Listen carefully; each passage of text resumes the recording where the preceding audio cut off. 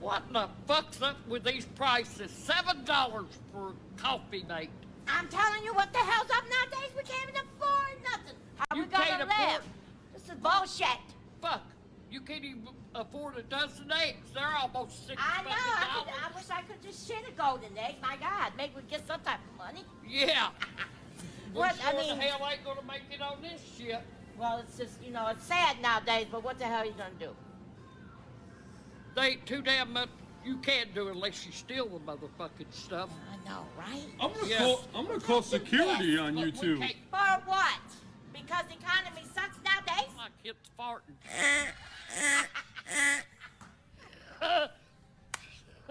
Well, fine on, Biggie. That damn thing worth $10. I just can't believe. Looking for a chicken. Hey, folks, I'm sorry, We're but trying to we've been make a having golden egg. Hey, folks, I've been having a few complaints. Can you guys quiet down? Otherwise, I'm going to have to ask you to leave the store. What? Wait, hang on a minute. Hang on a minute. Us being loud? Yeah, you guys been a little loud over here. Oh, motherfucker.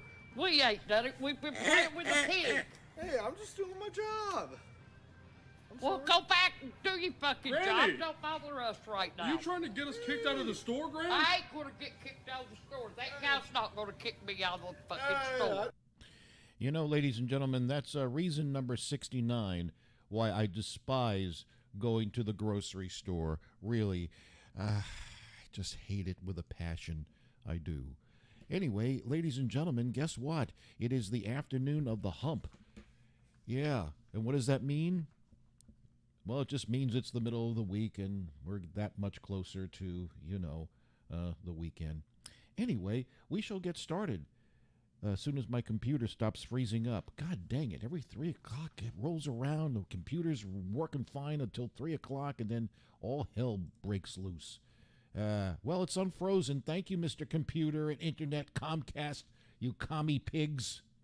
You're so rich. Eat the rich. Comcast, Xfinity. Cannibalize them.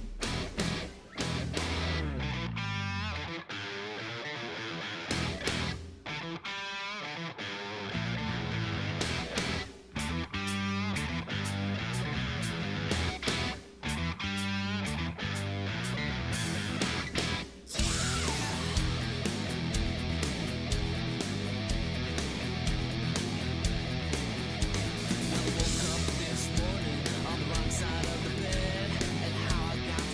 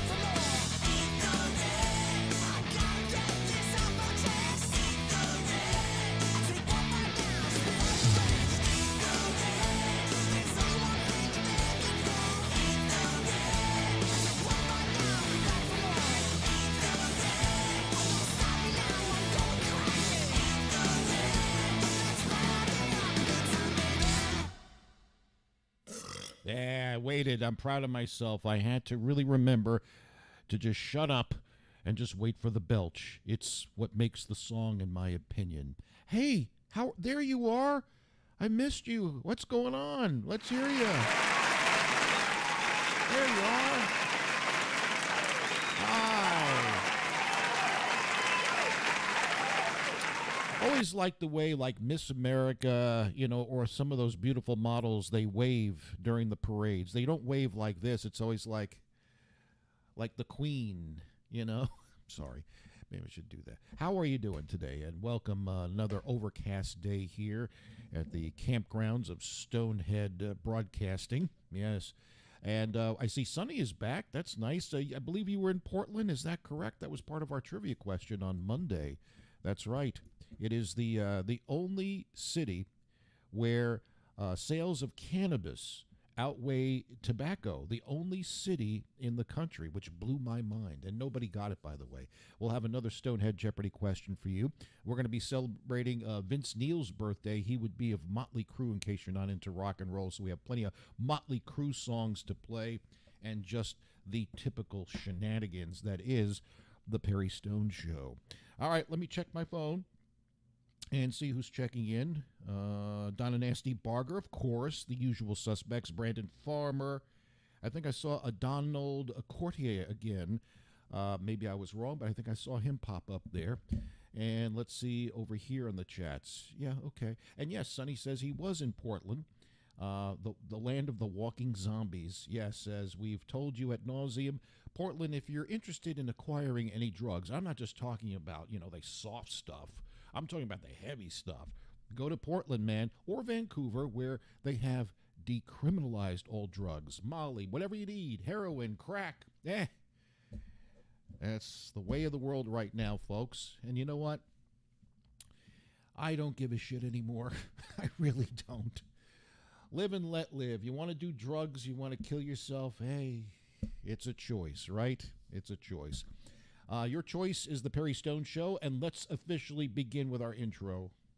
Today's show is brought to you by Way Back Wednesday. Hey, anybody remember the dinosaurs? I mean, that's way back. No, you shut the up. The revolution starts now. I'm just a dirty white boy. Dirty white boy. Dirty white boy. Dirty white boy. Dirty white boy. Dirty white boy. And away we go.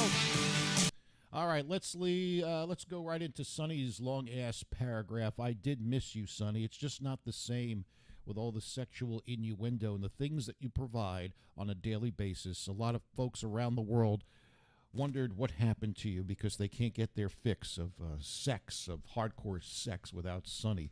Anyway, happy Hump Day, Perry Stone of the Stoneheads. Can you play a couple of love songs, Perry? Found an interesting version of Hadaway's song, What Is Love by Leo, and Whitesnake's Is This Love, covered by Banda Hollywood.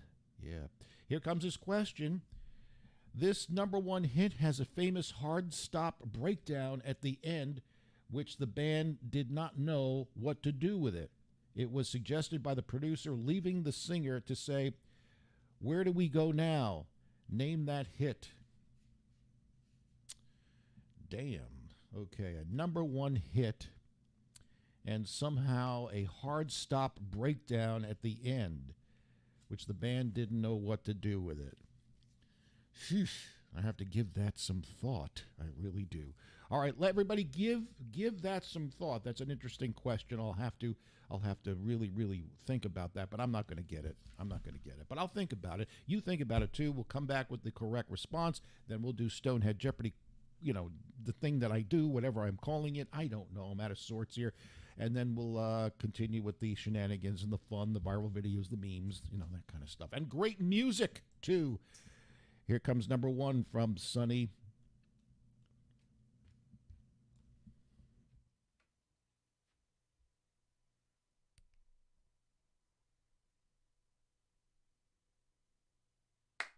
All right, bring the fire!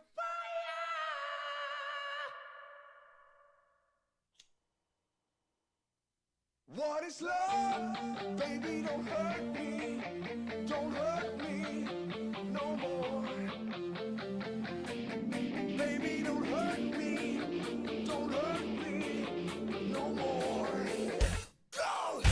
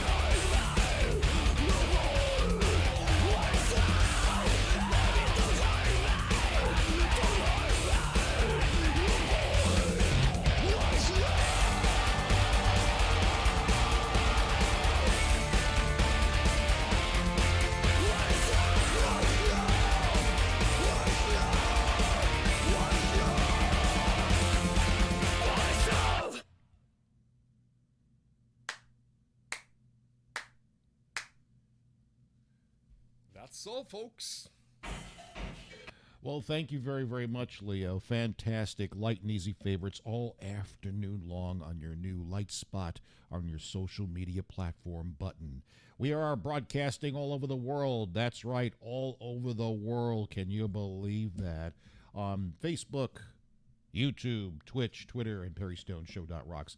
Now, where do we go from here? I knew it. You beat me to the punch. I knew it was Guns N' Roses, Sweet Child of Mine, right? Yes, I had the answer. As soon as where do we go from here? It was in my mind, so I'm giving myself the win. I am. I knew it. Guns N' Roses, Sweet Child of Mine. Where do we go? Where do we go? Sweet Child of Mine. Yes. So I'll check me off as being a winner there. I don't think anybody else answered the question. Okay. Very, very nice. All right, let's get to my useless Stonehead Jeopardy question. Boy, we are just all over the place with trivia today. Category is going to be chain restaurants. Give me 30 on the clock, please. 30 seconds. Let's see.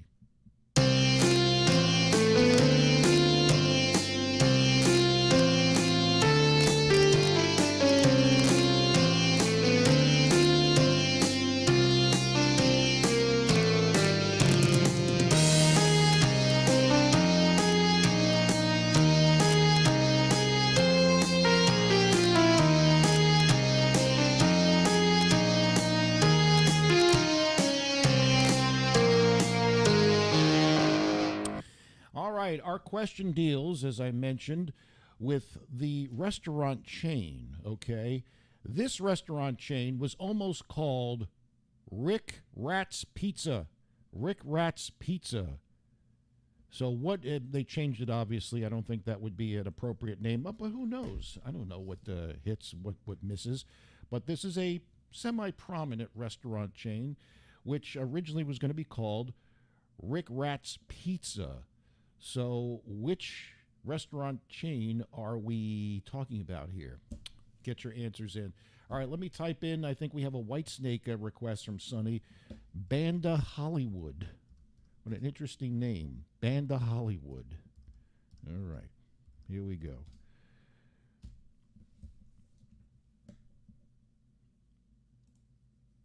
Here we go. Back with your answers in a couple of moments, folks.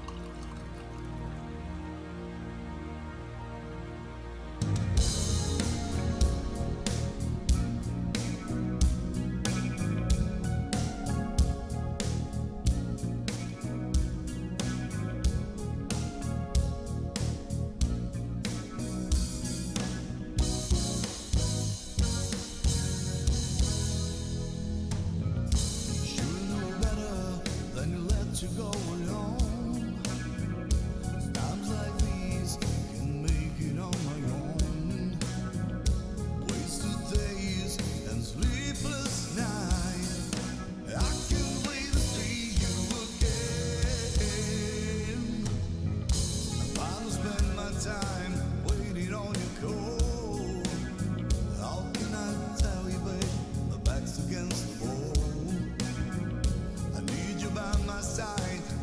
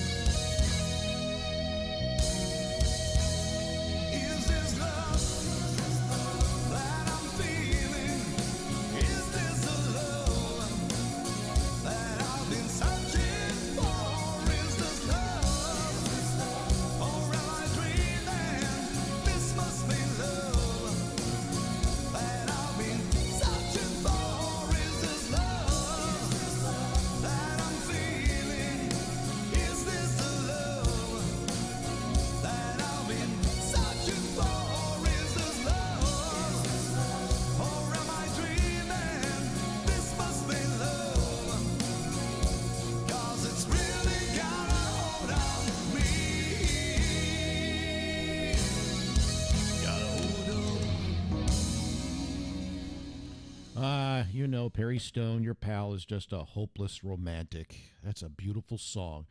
He's no David Coverdale, but kind of close. As Sonny mentioned, they are from, or is that a man? Is it an artist? The Band of Hollywood. Is that an artist or a band? I want to make sure I get it right because, you know, one thing that annoys me in my broadcasting years when young whippersnappers would call up and say, hey, that dude you're playing with the flute, Jethro Tull, he is awesome. Can you play some Bungle in the Jungle or some Aqualong? And I'd hang up. But before I hung up, I said, learn your music, you whippersnapper. It's a band, Jethro Tull. So I've never heard of Band of Hollywood, so I'm not sure if it's a band or it's a singular artist there. I'm sure Sonny will let us know. Bill Duff joins us, and I do want to thank another Stonehead. He's not here with us yet, Dickie Estes. He sent me a couple of songs, very interesting last night, and one of them, and this, you really have to be into progressive rock because it never got airplay on the radio, but it's one of those cool bands growing up, progressive bands. Ever hear of King Crimson? Damn, he sent me a King Crimson cover, which is the first time we'll ever play King Crimson on the show. So, hey, open up your mind, folks. I know it's going to be a little bit different, but also he sent me a poppy song from Bryan Adams. So thanks to Stonehead, Dickie Estes contributing to the show. Very, very nice. Everybody contributes, okay? You're all co-pilots and producers and directors and my co-hosts as well. All right, so I asked you my Stonehead Jeopardy question, which deals with restaurant chains.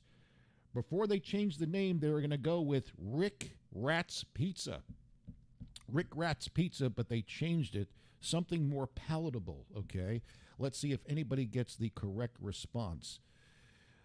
Donna says, what is Domino's Pizza? Sonny says, what is Little Caesars? Okay, I think that's the only two people that wanted to weigh in on that. Anybody else want to take a guess at it?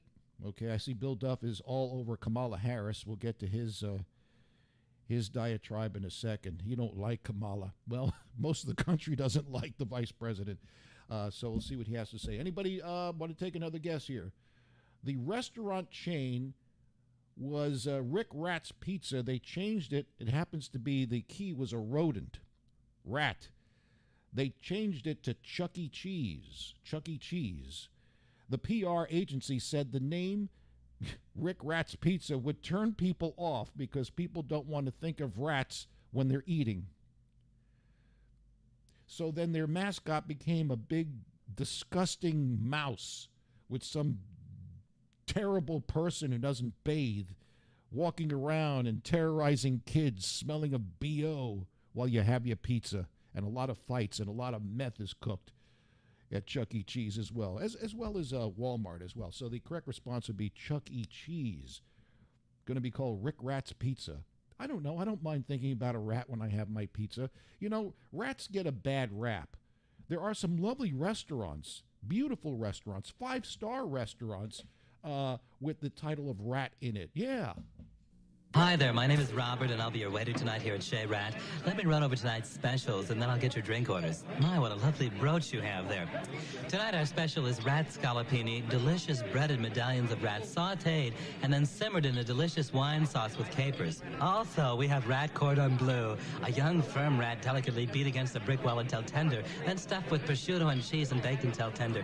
And of course, rat au poivre, a rather large portion of Subway rat, lightly beaten with a baseball bat until senseless, then quickly broiled, sautéed, and then smothered in a sauce with wine and peppercorns.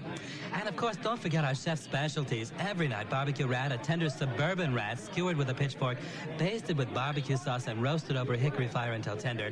Rat Florentine, a rat filleted with a deft stroke of a bowie knife, then sautéed in lemon and garlic butter and served on a bed of spinach. And of course, ratatouille. I'll leave the board here and be back in a second with some fresh bread and rolls and get your drink order. And thank you for dining at Manhattan's exclusive restaurant, Chez Rat. Thank you very much. All right, let's see what is really bugging Bill Duff. Something about our vice president. Kamala is talking on climate change. Yes, did you know lower income and black families suffer from poor air quality way worse than whites? Wow. And then he spells out the F-bomb, effing idiot. I told you yesterday that they're blaming the high crime, the enormous crime rate going on around the country on climate change because of the high temperatures. It's making people go out and commit crimes. So everything, we could blame anything on climate change, okay? If my testes itch, well, that must be climate change. I'm telling you, I understand why you're angry about that, Bill. You know, they always have to make it about race. I mean, now you got me going. I'm just so tired of it. Everything is about race. We all breathe the same air. So how does Kamala Harris go on, if this is true, and I believe you, lower income and black families suffer from poor air quality way worse than whites? Why? Why? I don't get it, but everything is racially charged, folks, and that's what they want to do. Washington wants to divide us. We are no longer the United States of America. We are two separate countries. Either you're a Democrat or you're a Republican. That's it. And heaven forbid, if you have an open debate about anything, you are ostracized for eternity. Anyway, that is really, really low on the vice president's part, but that's what they do. That's what they do. It's a shame, Bill. I understand your frustration. No wonder why she has low approval ratings. Lord. Anyway, by the way, did you see the president last night? Lord. He got through it. I have to give him credit. The president got through the State of the Union speech, but man, oh man, I don't know. I just don't know anymore. I don't even want to think about politics, so that's the end of that. If you want to discuss this further, we can do that. Built up. Well, why are you frustrated? Why are you watching Kamala? Anyone want to see something crazy? Kamala is in Georgia speaking now. My God, you thought Biden was bad. All right. Well, you should just turn it off, man. Turn it off. You're gonna blow a gasket. 62 years young, Vince Neil, Motley Crue. I promised a lot of Motley Crue this afternoon, and I'm gonna deliver because I'm Dr. Feelgood.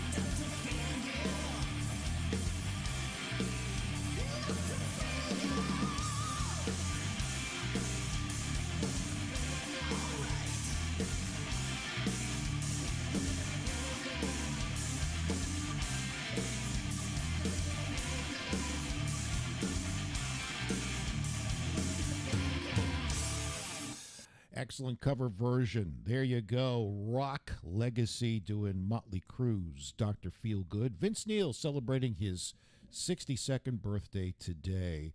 I would recommend, if you like that band, and really Carolyn Fox, our little midget stalker, turned me on to the movie / documentary of Motley Crue. It really was salacious, we'll say. Those guys, I knew those guys partied. I told you that they're going to be in the Perry Stone book. How they raped my nose, we'll just say. But yeah, I didn't realize to what extent they partied.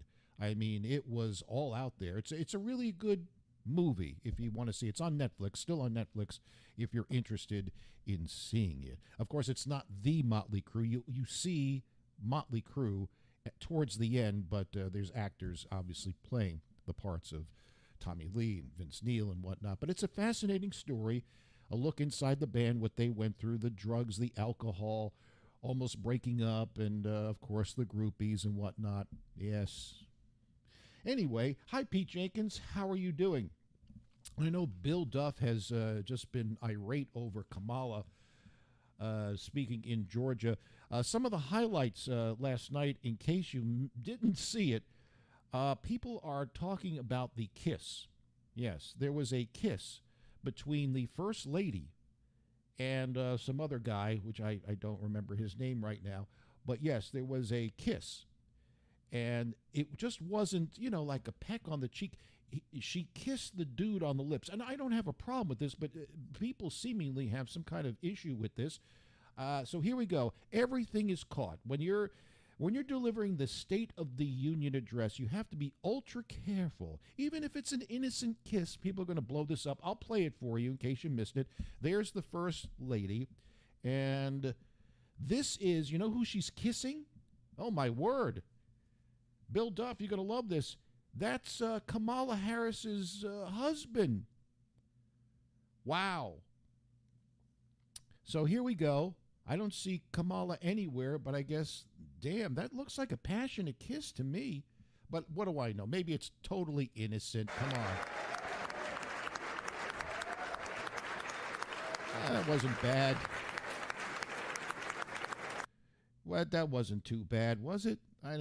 What do you have to say? They're going to analyze everything, but I didn't think it was that bad.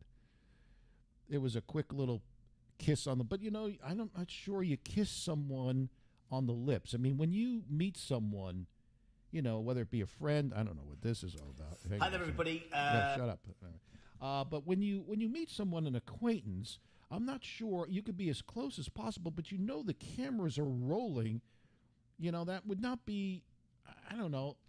It'd not be something I would do here. That's like a kiss that you give on camera with your husband, Joe, But that's just me. It could be totally innocent, but I don't know. So people are all aghast in Washington. There's something going on with Dr. Jill Biden and Kamala Harris's husband. They call him the second gentleman, by the way, Douglas Emhoff. Yes, that's what it's like, the First Lady. You also have, the first gentleman. So, okay, that's fine. People will talk. Everybody's sending me messages now. There's something going on. It's an affair. So it's an affair. I'd rather concentrate on making this country great, and getting out of inflation and recession. Yes, we are in a recession. Joe Biden, in case you missed it, tried to tell a joke last night about missing the Super Bowl or something like that, and he kind of failed. Joe, don't do jokes. No. Madam Vice President, by the way, Chief Justice, I may need a court order. She gets to go to the game tomorrow, next week. I have to stay home. Got to work something out here. Yes, Joe Biden, Jill, that is going to the Super Bowl, but he's not. I don't know. On China and betting against America. Yes, here we go. Joe is getting tough. If China threatens our sovereignty, we will act to protect our country, and we did. And those who bet against America are learning how wrong they are. It's never, ever been a good bet to bet against America. Never.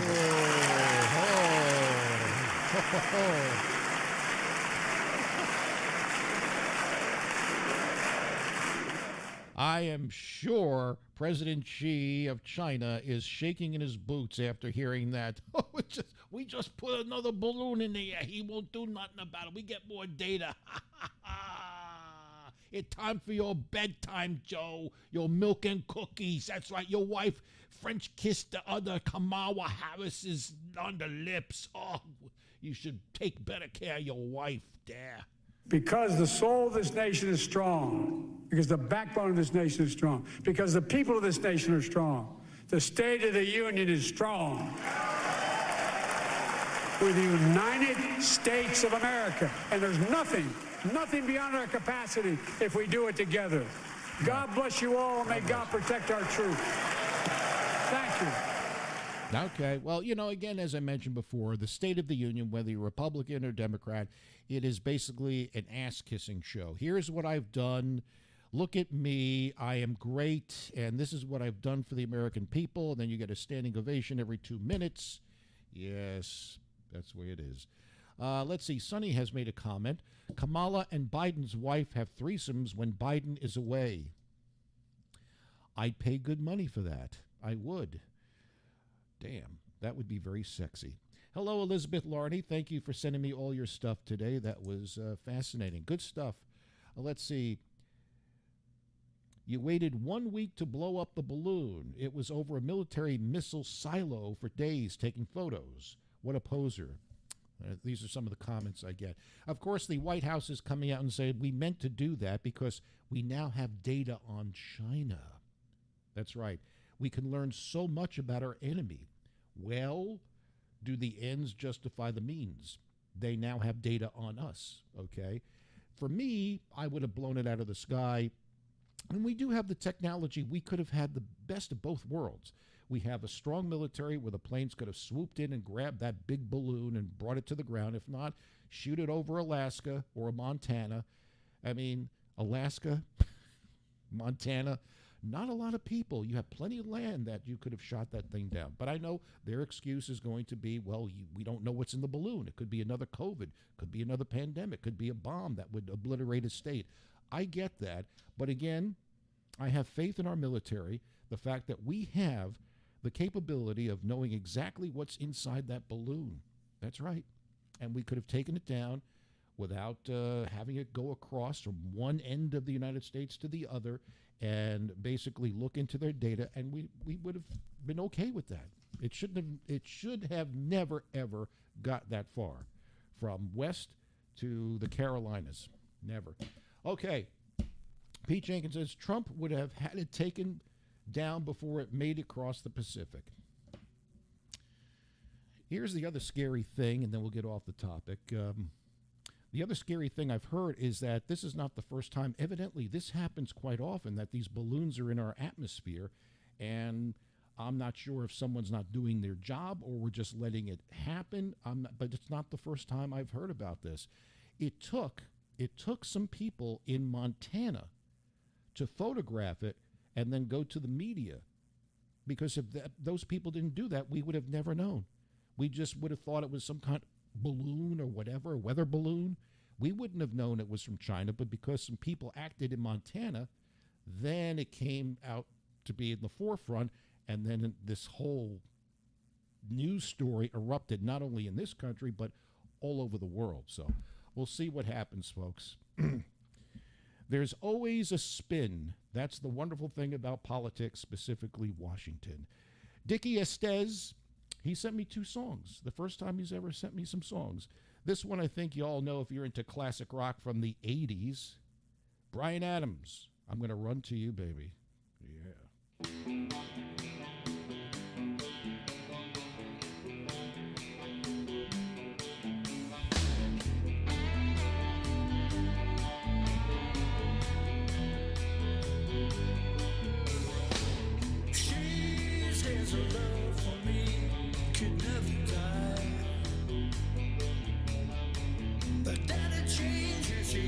Found out about you and I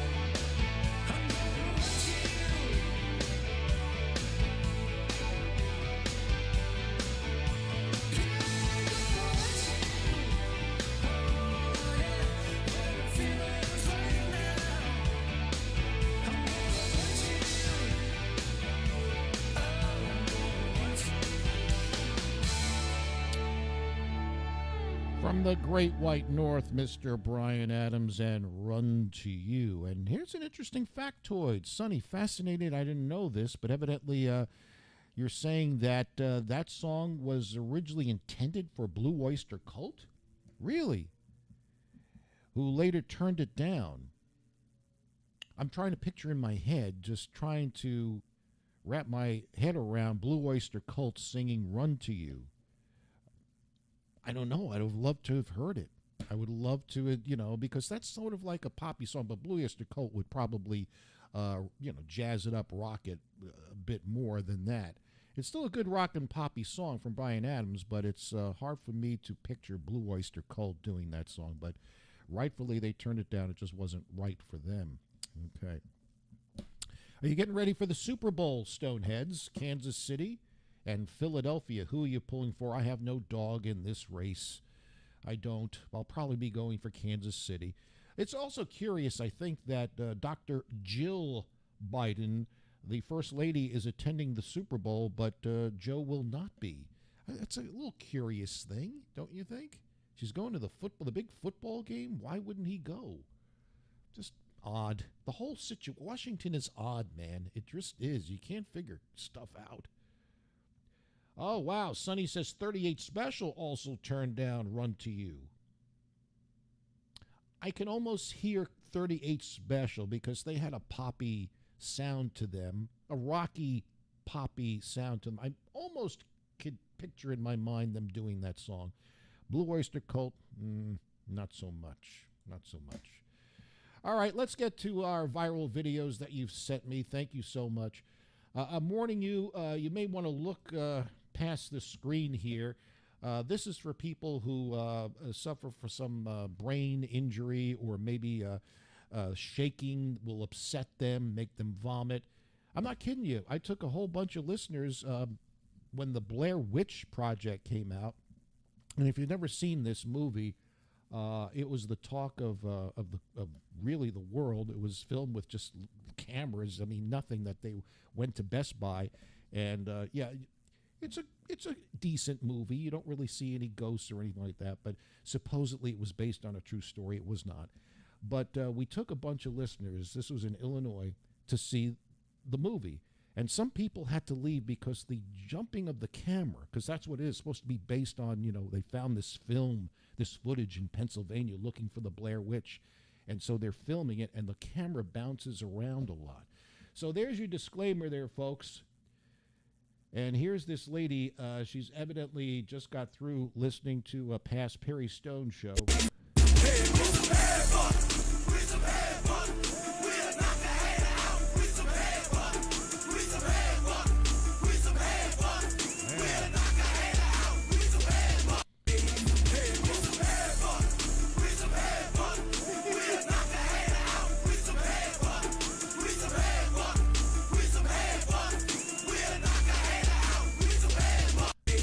Sorry, that looks like Donna Nasty Barger on Drunk Franklin Friday. It does. All right. She was having a good time bouncing up and down. Oof.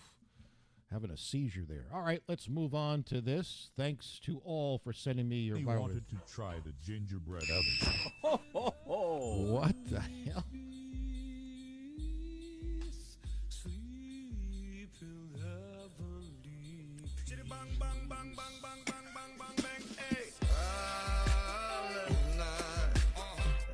That's some good shit.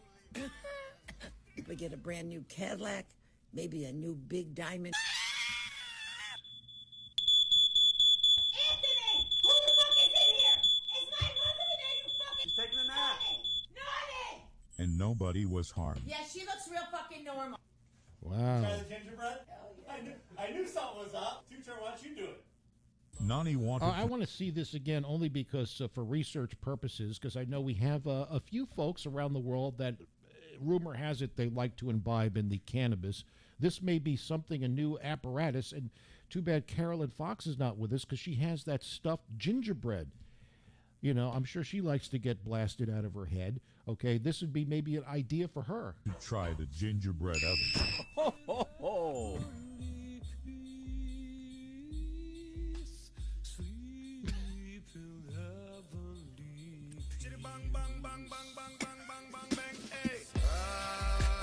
Damn. That's some good shit. If we get a brand new Cadillac, maybe a new big diamond. Oh, Lord. Damn. What happened to the days of just taking a hit off a joint? Maybe just a hit off the bong. Everybody has these newfangled ideas, had to get really high. I'd like to talk to the females in here for a second about y'all not telling us shit. I had a headache earlier. I went to a gas station. They didn't have any Tylenol. So the lady behind the counter says, take Midol. Does the same thing. I was like, fuck it. I got a headache. I'll do whatever the fuck I got to do right now. I don't care. Y'all been hiding Midol from us. That's some bullshit. I feel fucking fantastic. I've peed like 6 times. I've got a huge burst of energy, and I don't have a motherfucking headache anymore. They market this product for females. It's not for females. It's for everybody. If you want to feel glorious about yourself.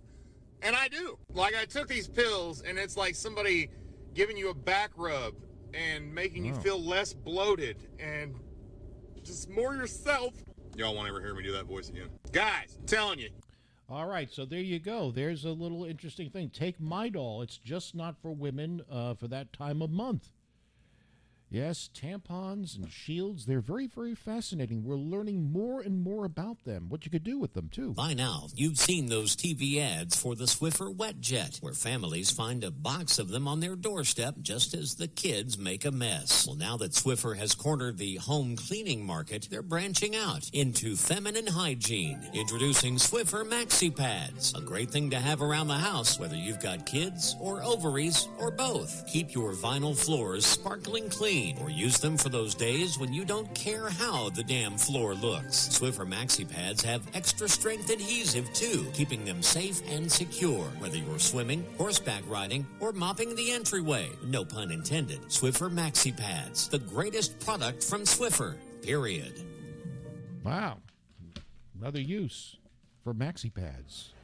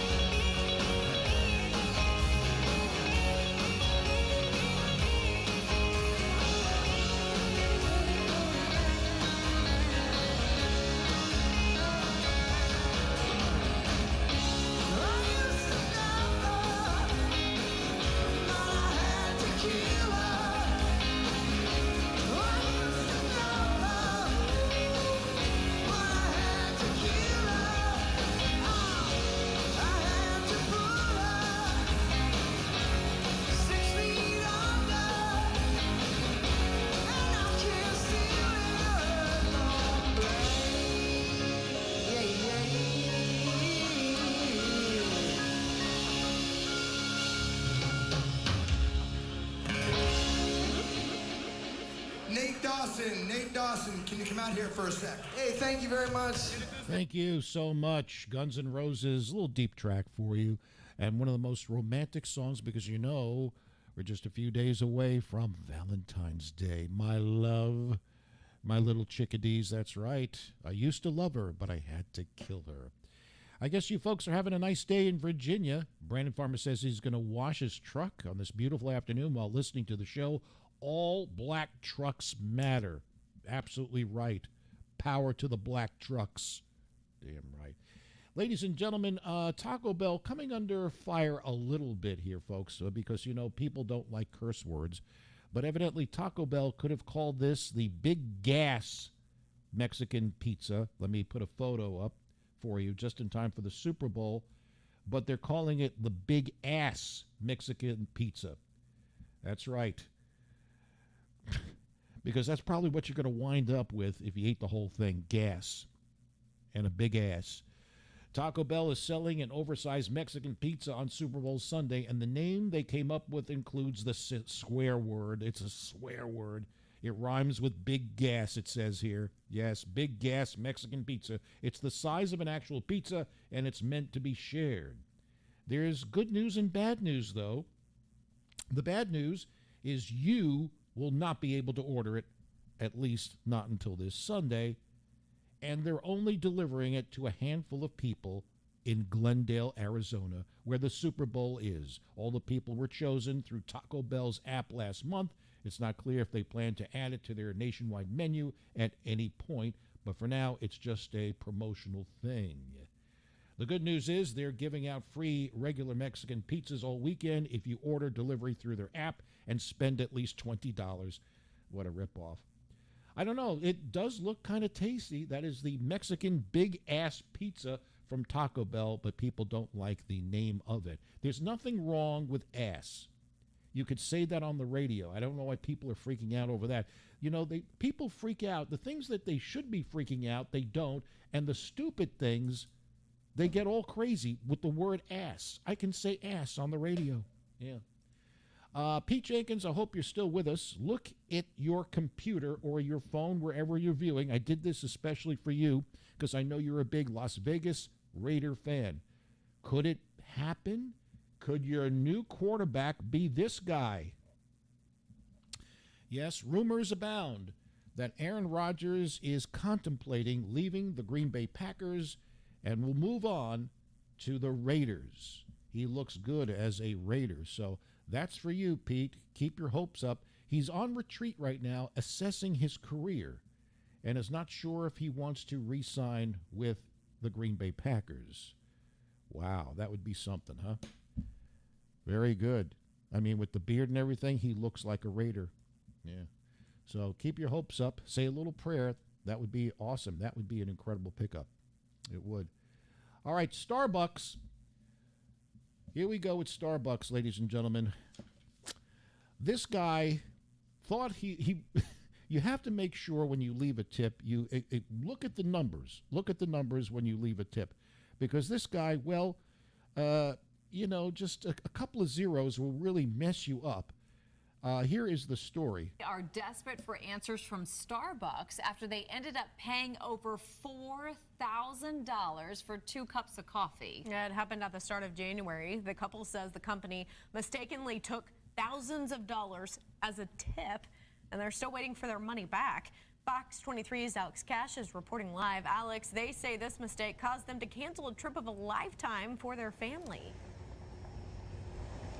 That's right. This is all over 2 cups of coffee and a tip at Starbucks. This couple say that Starbucks told them it was down to a sticky button on the card payment machine, but it's left them in a sticky situation.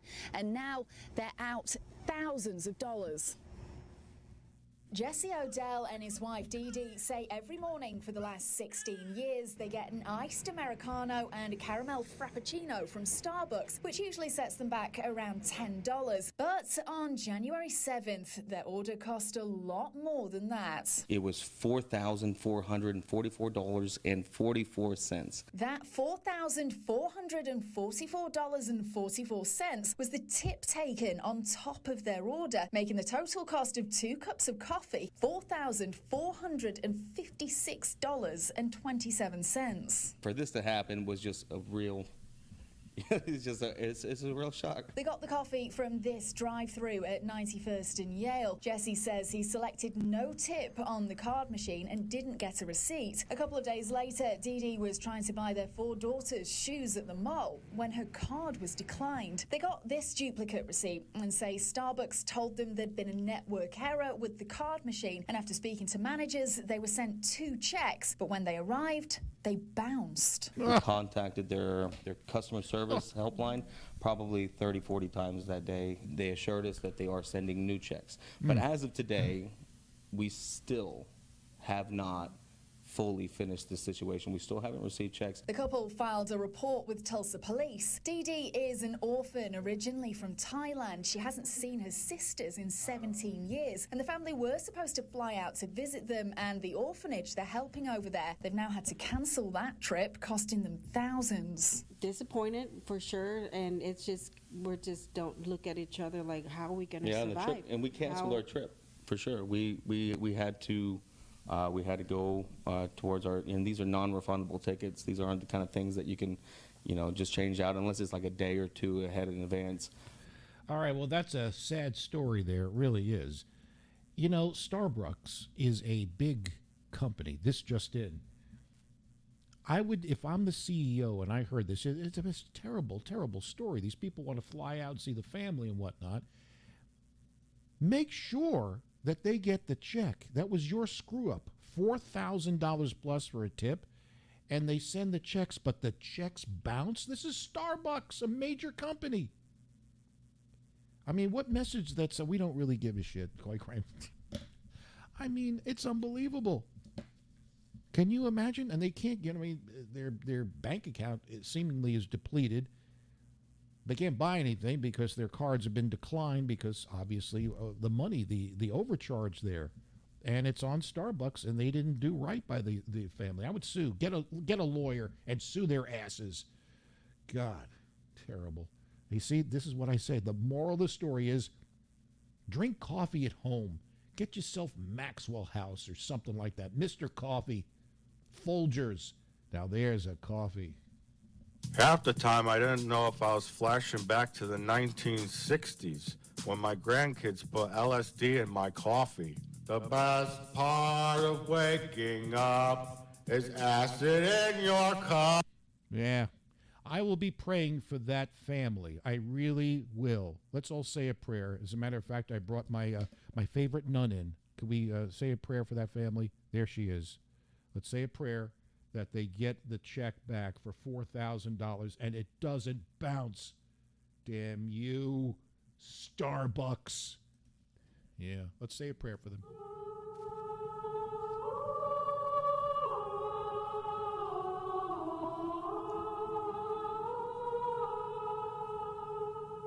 All right, that's enough.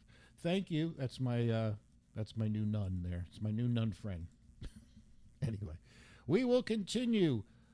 Break out the Vaseline. It's going to get kinky. I know it will. Here's STP on the Perry Stone Show.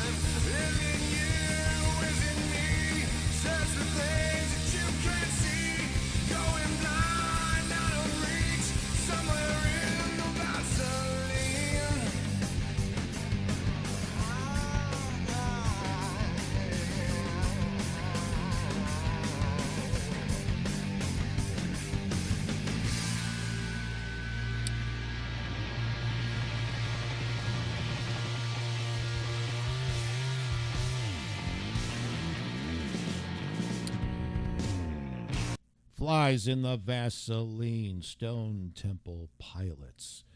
Well, here's a fascinating story for you homeowners. You just never know what critter is going to be in the wall sometimes. I'm sure you've all experienced something that smelled bad. You didn't know what it was. But this is a story that'll blow your mind. It's the story of a woodpecker. Have you seen this? But it is troublesome. A woodpecker stored over 700 pounds of acorns in the walls of a California home. And, I mean, you have to see what this stuff looks like, folks. Yeah, at least it wasn't a decomposing body or a rodent of anything like that. But, yeah, let's get this news guy on. Home in Sonoma County. You got to see this. Nick's Extreme Pest Control. This is extreme. Was called to a house in Glen Ellen, and here's where it gets nutty. Workers say the woodpecker was making holes to store its food, and the food kept falling into spaces in the walls. Then when they cut into the wall, 700 pounds of acorns came flowing out. Enough to fill 8 large garbage bags. Woody was hungry. Yeah. Of course, that was a busy woodpecker. Very busy. All right. You always have to pick on Woody Woodpecker. I knew that was coming. Woody's a good guy. I loved it. Do you like Woody Woodpecker? I think he's good. He just gets a bad rap these days. I don't know why. People don't like Woody Woodpecker. I do. Okay? Let's not make Woody Woodpecker like some horror. What? No, don't you. What? They're making a horror. Well, they're doing a horror movie of Winnie the Pooh. No. My grandfather left me an amazing piece of property right up near the Canadian border. We're going to create a country estate. Just look at this. Pretty exciting, huh, bud? Remember, I want this house in the market by fall, so it needs to be done quickly.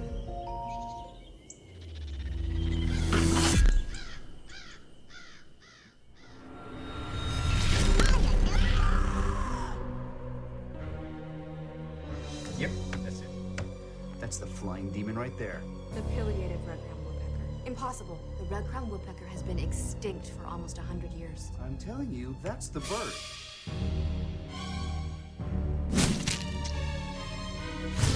Ah! That bird is crazy.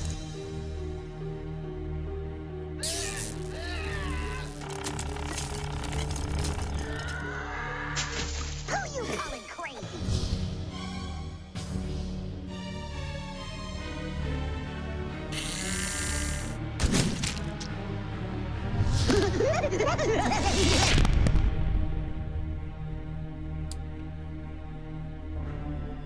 Nothing is sacred anymore, not even Woody Woodpecker. First it's Winnie the Pooh. Oh, there's more. Wakey, wakey.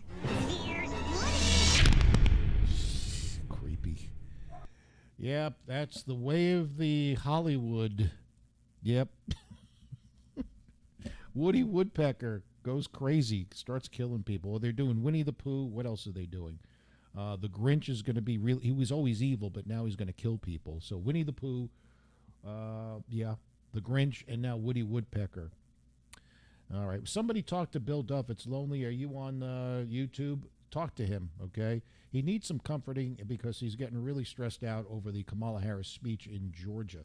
Okay? Thank you very, very much. All right. Now here is Dickie Estes, his second, song that he sent me. This is an acquired taste.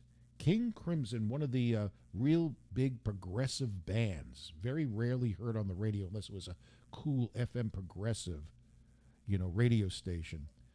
Here we go. This is King Crimson.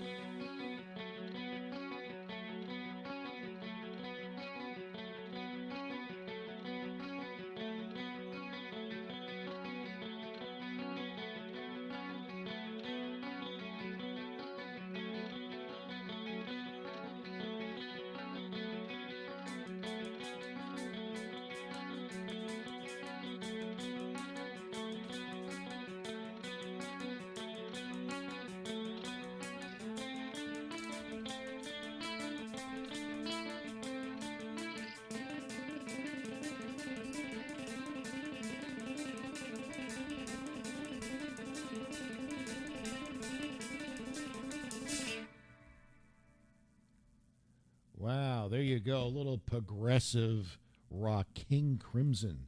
Thank you, Dickie Estes, wherever you are, for sending me that. There we go. Hey, the hell. That's the first time we ever play King Crimson on this show. But hey, this show knows no boundaries. Speaking about progressive, and I think this is very progressive, there is a band that is going to release, here come the cops, going to release their new, I guess, album on cassette. Do you still have cassettes? Do you have cassettes? I kid you not. Do you know which band is going to be doing this? I'll let that simmer for just a second. Think about that. Their new album is going to be released, and it's, I guess, is also going to be released on cassette. And this is a pretty big band. And one of the reasons, it's not the only reason, but one of the reasons is that they are bringing back, one company is going to start selling the Walkman again. And only this time, you don't really put cassettes in it. It's a Walkman that you'll be able to download music. Okay, nostalgia. I mean, you could do that on your iPhone or whatever. But you remember the Walkman? So this band that I'm speaking of is going to release their new album on cassette, which is very bold when you think about that. You still have cassettes? I am talking about the one and only Metallica announces the official cassette release of 72 Seasons, okay? That's right. On November 28th, Metallica stopped the music world in its tracks, folks, with the announcement of their 12th studio album, 72 Seasons, set for release on Friday, April the 14th. Along with the news came many different pre-order options for the fans, including CD, digital versions, as well as several different vinyl pressings, limited edition black and yellow splatter, but they're also going to be putting it on cassette. And what is the cassette going to look like? Well, I'm glad you asked, because this is a Perry Stone exclusive. Here we go, ladies and gentlemen. Let me fix that. For those that you still have cassette players, there's the new Metallica cassette, 72 Seasons, okay? And thus they are releasing the Walkman. Now, I'm not sure. I have to fact check that. I heard the Walkman is only going to be allowing you to download music, but maybe you could play it. Maybe it's twofold: download or use it as a cassette. So there you go, folks. Look forward to it. April 14th, get the Metallica new cassette, 72 Seasons. That, you know, just a blast from your past. Look at all those cassettes. They were so cute. Yeah, remember that? I'm sure I still have some cassettes somewhere. It's the only thing we knew. Before cassettes, we had the 8-tracks. Yeah, times they are changing. But look at Metallica getting a little nostalgic and also at the same time being a little bit progressive, too. I mean, nobody has the balls to release your new music on cassette. Whatever. Who knows? Maybe the Walkman will catch on again. I don't know. Madonna is back in the news because people, I told you this yesterday, are complaining that she's doing too much plastic surgery on her face. And she didn't like that. She didn't like it because I guess at the Grammys, that's the only thing they were talking about. What happened to Madonna's face? And so she decided, what is she going to do? I'm going to go on Instagram and just be as kinky as possible. Yeah, here she is. She just, I don't know, but okay, you know, to each his own. Madonna?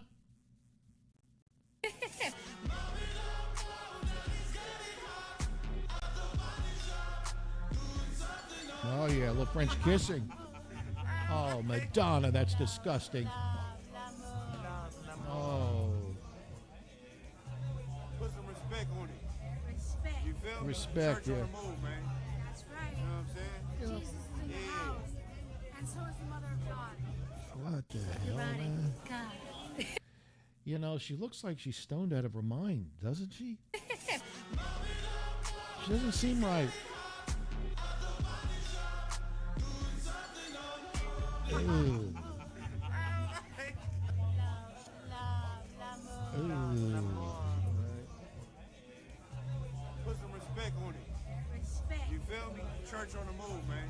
That's right. You know what I'm saying? Jesus is Jesus is in the house. Okay. Look at her face. She almost looks like that creepy doll in Saw. You know, was that it? Yeah, Saw. Look at the face. Maybe that's what she was going for. I don't know. Yeah, terrible. All righty. Pink Floyd news.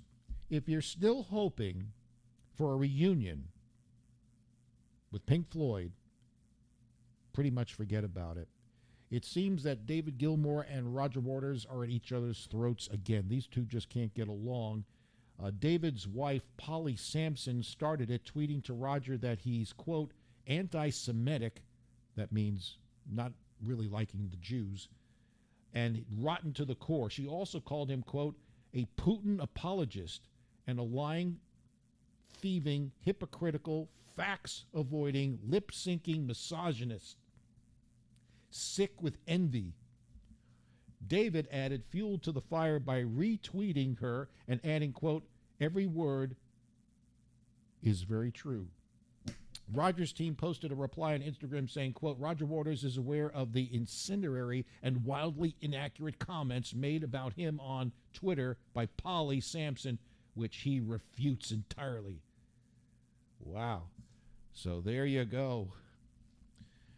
And I was looking forward to a Pink Floyd reunion, but I don't think after that, you know, you get the wives involved. Yeah, that's pretty much the end. Look at the Beatles. Yoko Ono. Get the wives involved, not good.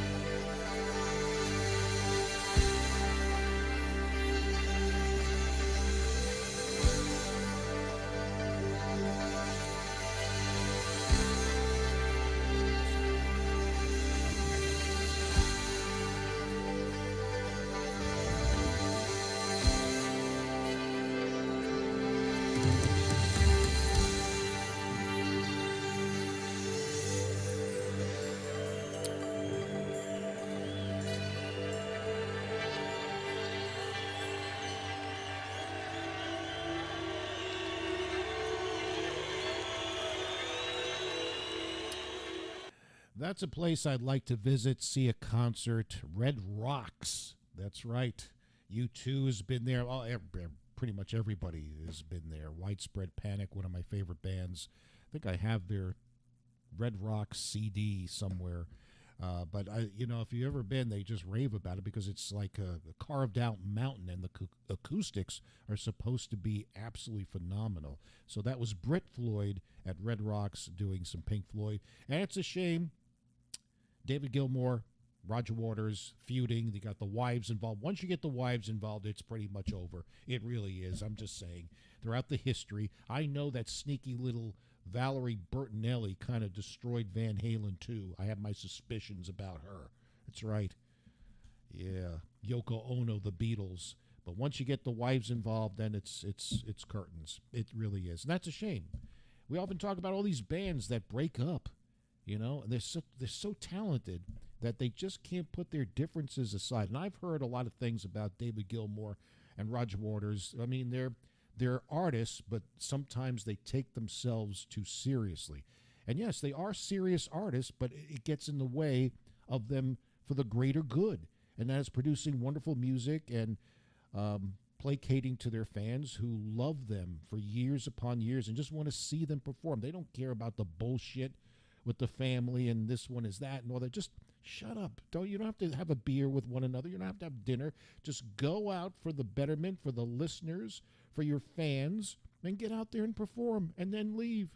Go in separate limos, dude. Just be on stage for a couple hours. I don't get it, folks. That's just me. Can I say? It pisses me off when they just can't get along. All right, let's look at some videos that they always put a smile on my face. The viral videos and memes that you have sent me. I do appreciate that. Let's see. And again, I give everyone credit. I get them all mixed up because there's so many, but you know who you are sending me all these wacky things that you prowl the internet for. My grandma ended up raising me, and I used to get in so much trouble. And she told me that as a woman, I got to think of myself as a house. I was like, what, Grandma? She said, yeah, every woman need to think of herself as a house. Now, it's one thing you got to remember, baby. Every man wants to come inside your house. Oh, hey. That's true. Very true. But you can't be having all kind of men going in and out your house all the time because then you'll be known as a crack house, and you don't want to be that bitch. You don't want to be the crack house. So keep it clean and keep the grass cut. Because you don't want people walking by thinking you got an abandoned house. And don't be going out late at night getting drunk and stuff, because somebody will break into your house, baby, right through the back door. They're breaking right through the back. All righty. Words of wisdom about the vagina. Very, very nice.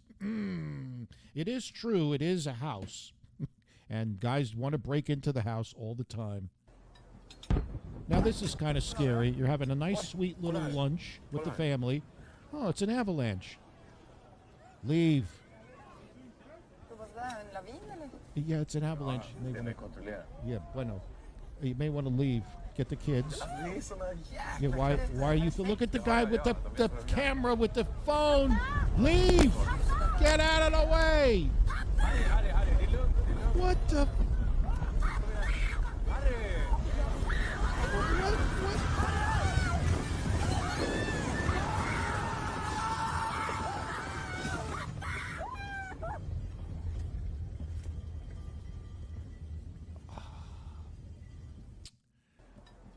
Okay. What would you do if you were in a similar situation? This is what gets me. Folks, we talk about this used for good, used for evil.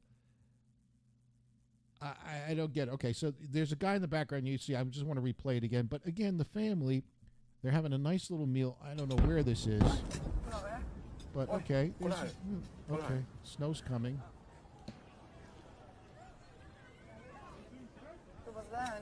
Okay, here come the guys with the phones. They got to take, a video of it. Look at this. I don't know.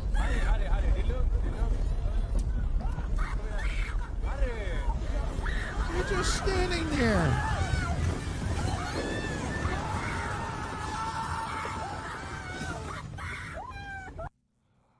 I don't know. I hope everybody's okay, but come on. You see that coming. Forget about taking a film of it. Just get the hell out of the way, man. And you got small kids there. They're looking for you. I give up. All right. It's more important. Risk your life. More important for sending this on TikTok, I guess. Yeah. All right. Let's see what this is all about. I know who sent this. This is from Elizabeth Larney, and I have never seen a bird like this. It's the showbill. Meet Sushi the showbill. This looks like a scene out of Jurassic Park. This looks like a dinosaur to me. Look at this thing.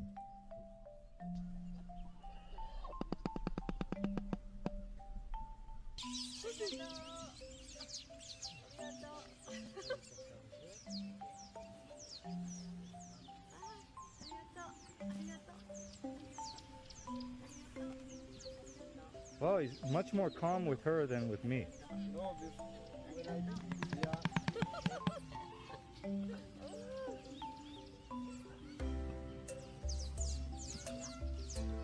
사드가?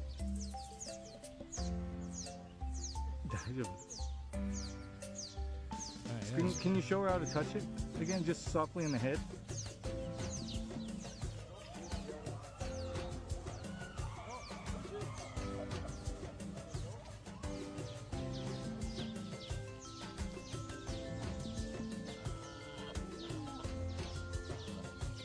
That is an amazing creature. I'd want one of those.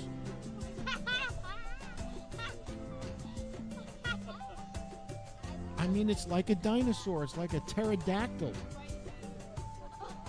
Descendant from a pterodactyl.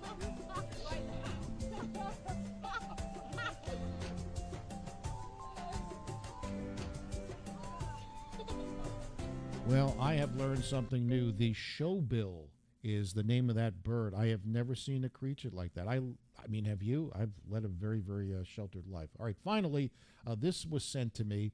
Again, still people talking about the China balloon and people wanting to shoot it down.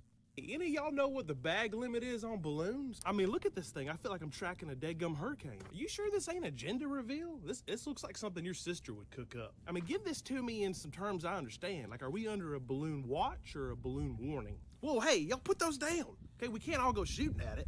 We're gonna have to take turns. That way we know which one of us hit it. You think they moved Dolly to a secure location? You see, the trick is to never let go of the string. If we knock it down, do you think that they want it back? Or can we just put it up on Facebook Marketplace? Watch, that thing's gonna come down and land on somebody's car and make them wreck. I can hear the TV commercials now. Have you or a loved one been injured in a spy balloon accident? I will say that it takes some guts to come down here, especially this time of year, because we're about 2 days overdue for our weekly tornado warning. You think they're spying on us right now? Honey, you may want to put a bra on. How'd this thing go over Montana and not get shot down? Heck, they wouldn't even have to use guns. They could just get Beth Dutton to walk out there and take one look at it, and it's skedaddled right across the ocean. You think they're gonna close the Walmart down for this? Because I got a grocery pickup scheduled for 3:30, and I gotta get hamburger meat. What do you think it came this way for? You think they're trying to get some aerial photos of, you know, like our real important stuff? Yeah, I'm talking about the new Buc-ee's they're putting over there on the interstate. I mean, why wouldn't China want one? Everybody wants a Buc-ee's. I heard that it was actually a UFO, and this was the only way they could get us not to panic.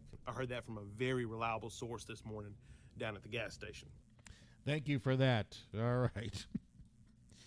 You better be prepared. China's testing us, folks. It's no laughing matter. It is, the way we handled it, but yeah, they're testing. They're testing. Happy birthday once again to Vince Neil, 62 years young.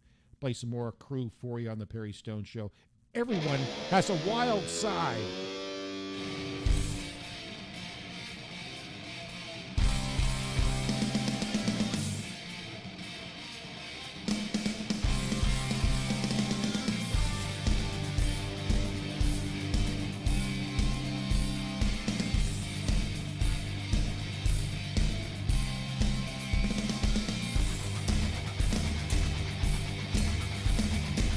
Kneel down, just see us, so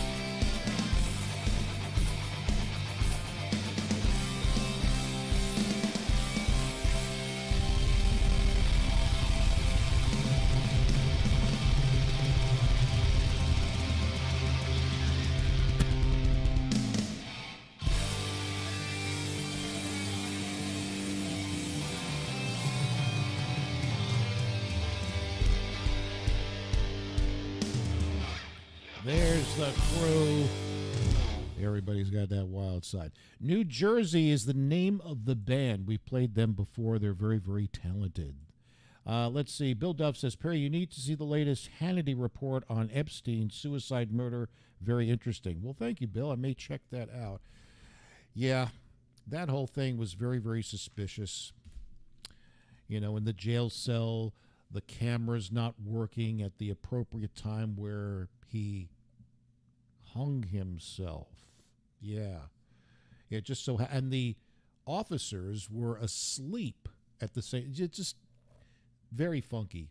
Very, very funky. I don't know what Sean Hannity has to say about it or what he has uncovered, but man, oh man.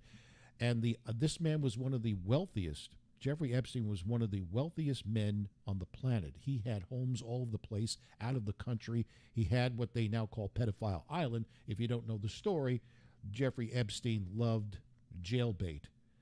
Yeah, and this woman who's going to serve, I don't know how many years, what's her name, funky name, Giselle Maxwell, yeah, he's dead. She's going to serve some major, jail time, but she was sort of like the pimp. There's no other way to put it. She was the pimp and would troll around for young girls for Epstein and these wild parties. And the flight records show on several occasions former President Bill Clinton was going to his island. Now, nobody saw him do anything. Let's just put that out there. Okay, I don't want to spread rumors, but and then some of the dignitaries in our society, political figures would go to this island. It's a beautiful island. Huge, huge estate, but evidently there were some funky things going on, with young girls.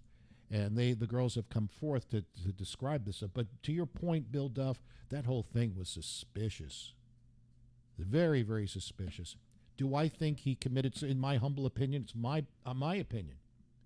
No, I think somebody got to him because he knew too much. As I said, Jeffrey Epstein used to hang around with some very, very important people, and I'm sure they were afraid that if Jeffrey Epstein was to be on trial or maybe cut a deal for a lighter sentence, if he were to expose the names that went to Pedophile Island, one of them may be Bill Clinton. And the Clintons are very, very powerful. I'm not making a suggestion, but the whole thing is very, very suspicious. And nobody really, really talked about it much. Oh, it was a suicide. Yeah, the coroner came back, and yeah, it was a suicide. Really? Not really sure. Oh, the cameras weren't working. The computers, they just didn't work, and the law enforcement officers fell asleep at the time. Come on now. Come on. Somebody got to him before he could cut a deal. Yeah. Bill, be careful. We don't want to see you wind up dead. I saw what you just put in there. Yes. Clintons have, there's death around the Clintons, okay? Look it up, folks. All right, well, there you go. You got me started there, Bill Duff. But I will, thank you very much. I'll check it out. We'll see what that's all about. But probably nothing we already didn't suspect, I would surmise. All right, on a lighter note, folks, if you do have a dog or dogs, I thought this was very shocking to me. Watch where you walk your dogs, particularly next to lampposts. You're saying, what the hell, Perry? Yeah. Watch where you take your dog. Evidently, this has happened, not a lot, but I'm going to air this just to make you aware. If you love your dog, which I know that you do. I never heard of such a thing, but this poor guy lost his dog because of a lamppost. Let's check out the story. Oh, and we're back. A man on a mission. We are live. Going pole to pole. I just want to hit it in a couple different places. To protect his neighborhood. And then when it senses voltage, it turns to red and makes a tone. And others from a potential hidden danger. Why are you doing this? Because it was very traumatic for me. I lost a pet. And it seems like the response from the city, I expected more. In November, Eric Gross lost his best friend. Just the trauma of dealing with watching your dog die. I'm still working on that. It was right here near 59th and McKinley. While Gross raked leaves, his dog Ted's wet metal leash touched the streetlight. I touch him to touch his leash, and I'm getting shocked. And then I was trying to get him undone, and I couldn't do it because every time I touched him, I was getting jolted and thrown around. Unaware the pole was energized, the shock killed his beloved poodle mutt rescue pet, even jolting his owner's heart. Milwaukee's Department of Public Works maintains it was an unusual incident and that a malfunction caused the pole to become energized. Experts we spoke with say when something like this happens, the problem likely began below ground. You can't see it, but they say it doesn't take much for a metallic surface to heat up and become dangerous. This is something that you wouldn't be able to see. Dr. Nathan Weezy, an associate professor of electrical engineering at Marquette University. You become this line. That's you.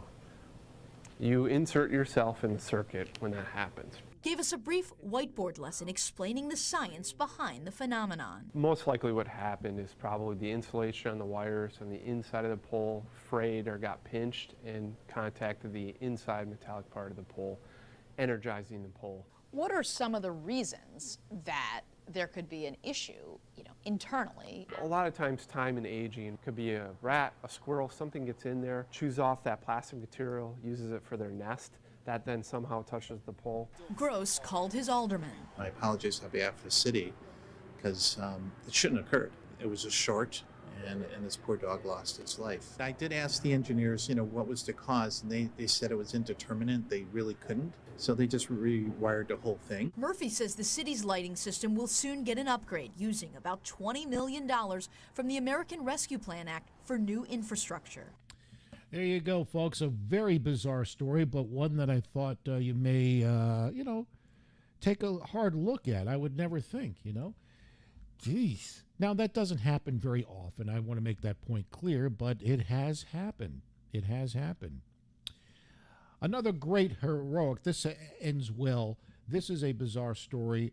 This guy has been deemed a hero, okay? And he's by the elevator, and he doesn't realize until he looks up what is stuck in the elevator. Okay, check this out. Hang on. Let me get this going. Okay. There's a dog on a leash. I don't know how the hell this happened, but this guy is not aware. It's not his dog. He's on his phone, of course. Isn't everybody? And he looks up. There's a frickin' dog. Scares the Jesus out of him. And so he's going to rescue the dog. The dog's harness or leash got stuck.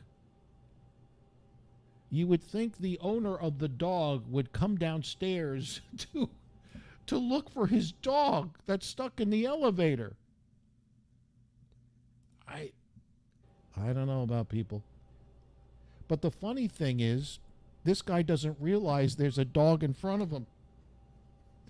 He's on his phone. He looks up. Look at the shocked look on his face. What the hell is that? But he did do a nice deed, and he helped the poor dog there. So a couple of pooch stories for you, ladies and gentlemen. Yes, we're animal friendly here on the Perry Stone Show. All righty, we have an email of the day coming up. So much more, your videos and memes and things of that nature. Y'all are country boys, and y'all can survive. That's how I roll.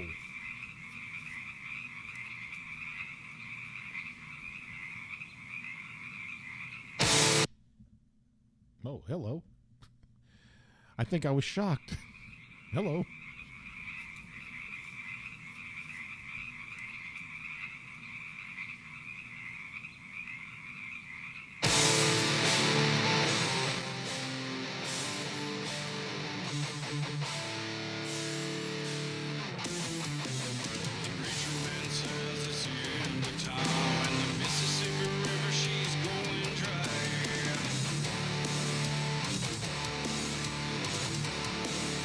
Interest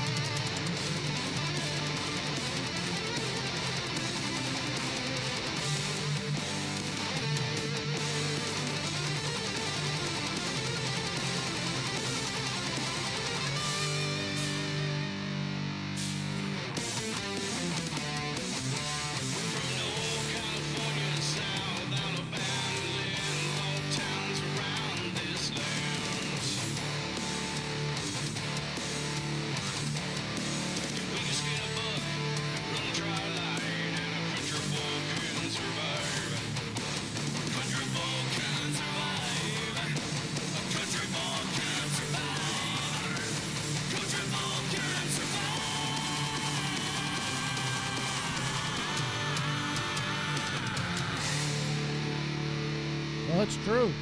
A country boy can survive, and country girls as well. Don't leave out the girls. That's right.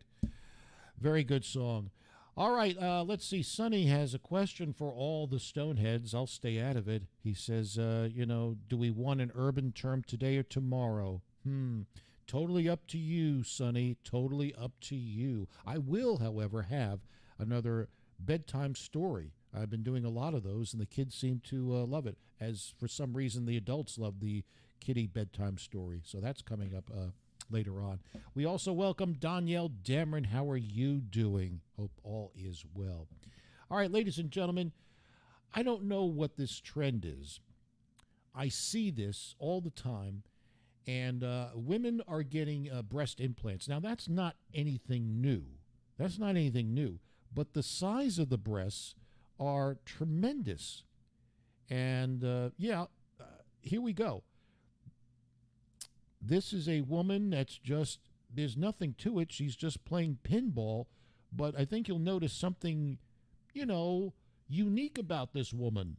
All right. Okay, here we go. Where's the Hump? Oh, yeah, the bow. You got the pinball.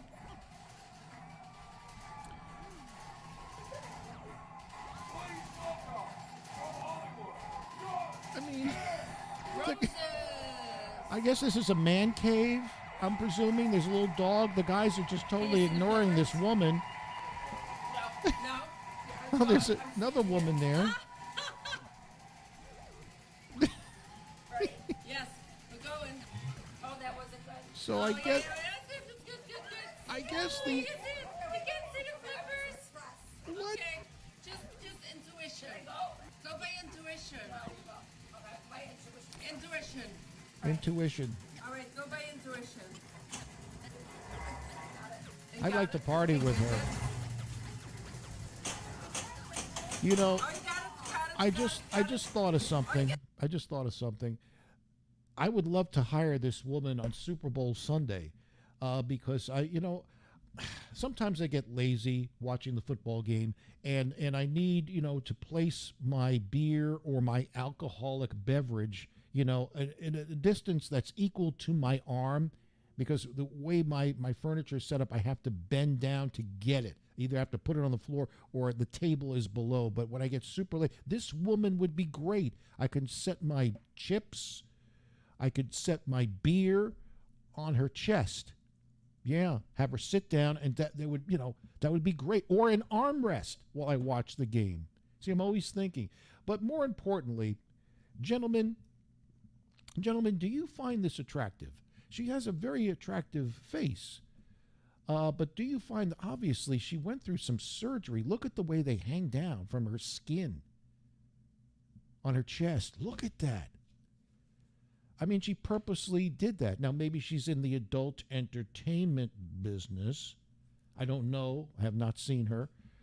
But the fact remains, this has got to wreak havoc on this poor woman's back. Oh, my word. So the question I have for guys is, do you find this attractive?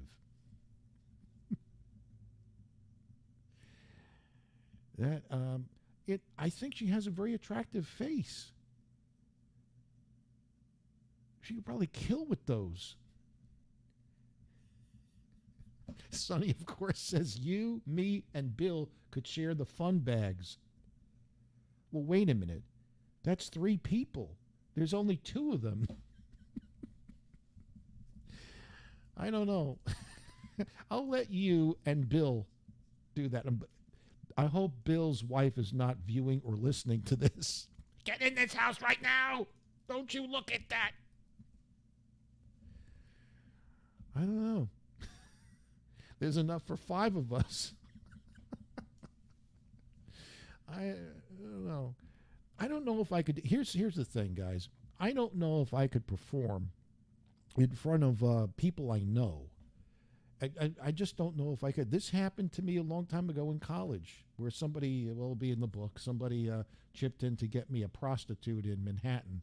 I can't do that in front of people, even if it's just the chest. I mean, Sonny, if you were there, Bill, if you were there, I would feel, I don't know, skeevy. I don't know. I know, Sonny, you'd be fine. I have no doubt you'd be there. You'd be probably instructing everybody, okay, you get under here, you suck there, you pull that. You'd be like a coach.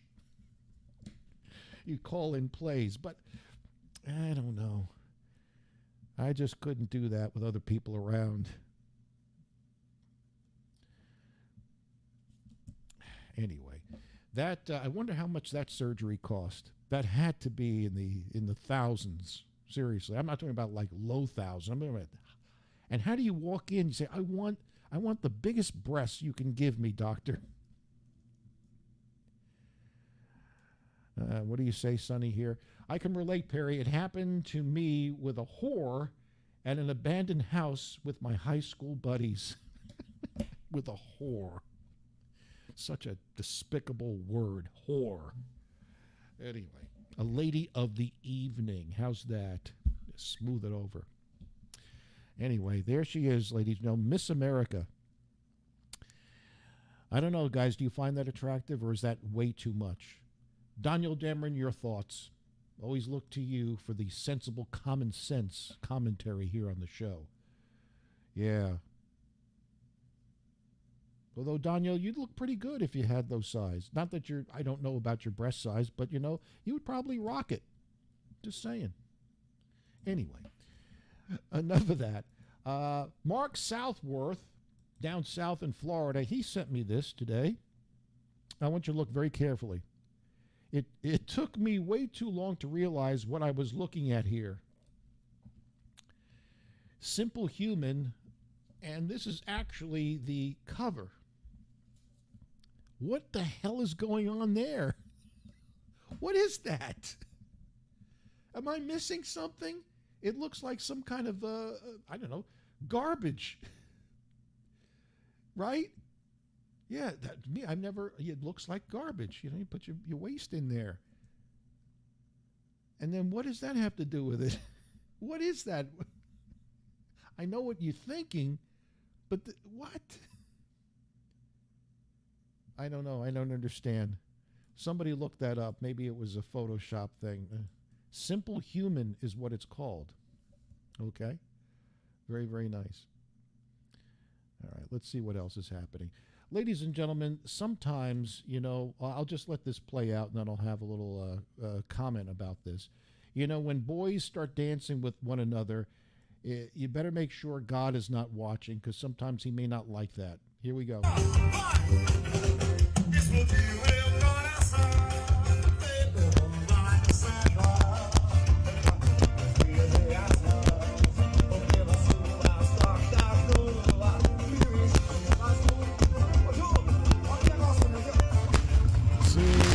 God had enough of that. He had enough of that. That's the end of that one. Yeah. Just be careful. Be careful. God is always watching. He is. All right, let's see what else I have for you that you sent me. Good stuff today. Let's see what this is. Now, this is a weird game, but when I first saw it, I thought, oh, this is crazy. But, you know, this would be funny. Stoneheads, if we ever got together, I know we talked about certain things we could do, like the rock karaoke, only rock songs, right, to sing. This might be fun. This is the Human Pinata game. I think this is fun. Look at this.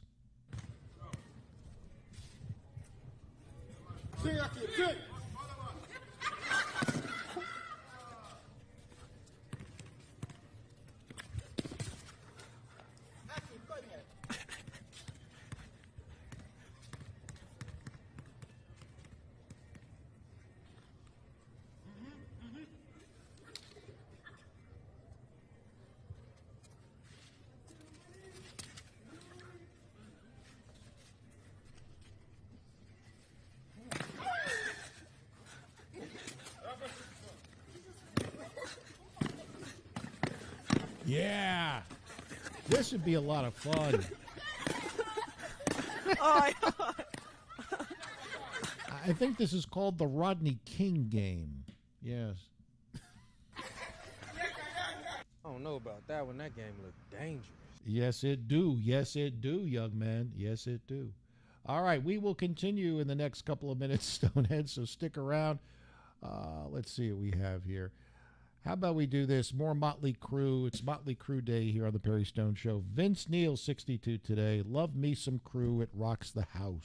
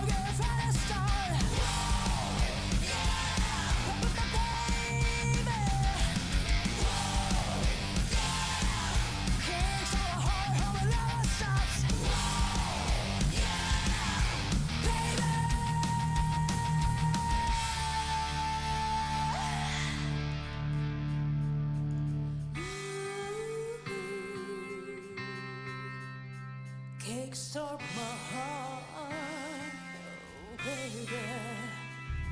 When we started this band, all we needed was a laugh. Years gone by, it's hey, we kicked some ass. When I'm in rage, you're hitting the stage, you're trying to think from it, thumb on veins, and it's say we're still kicking ass. Settle.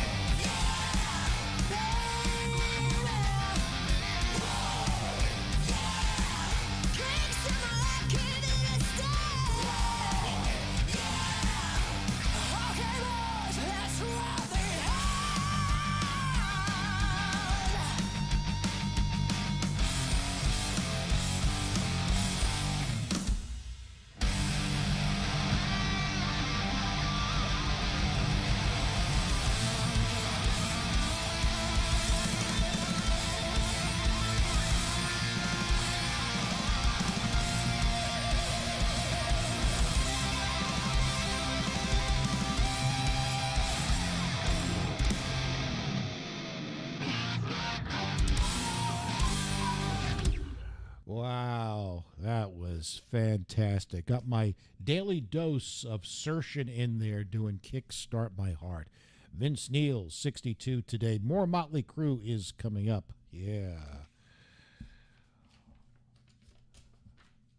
Sonny, I'm just reading your chat. You are on a roll today, Sonny. Okay, a girl willing to do 3 guys is called what? Skank? I don't know, man. Maybe the girl that you were with is just trying to survive and earn some money. And, you know, I guess some women like that, okay? They do. Were you, let me ask you a question, Sonny. This evidently happened when you were in high school. So was this something you all chipped in and purchased this woman's services?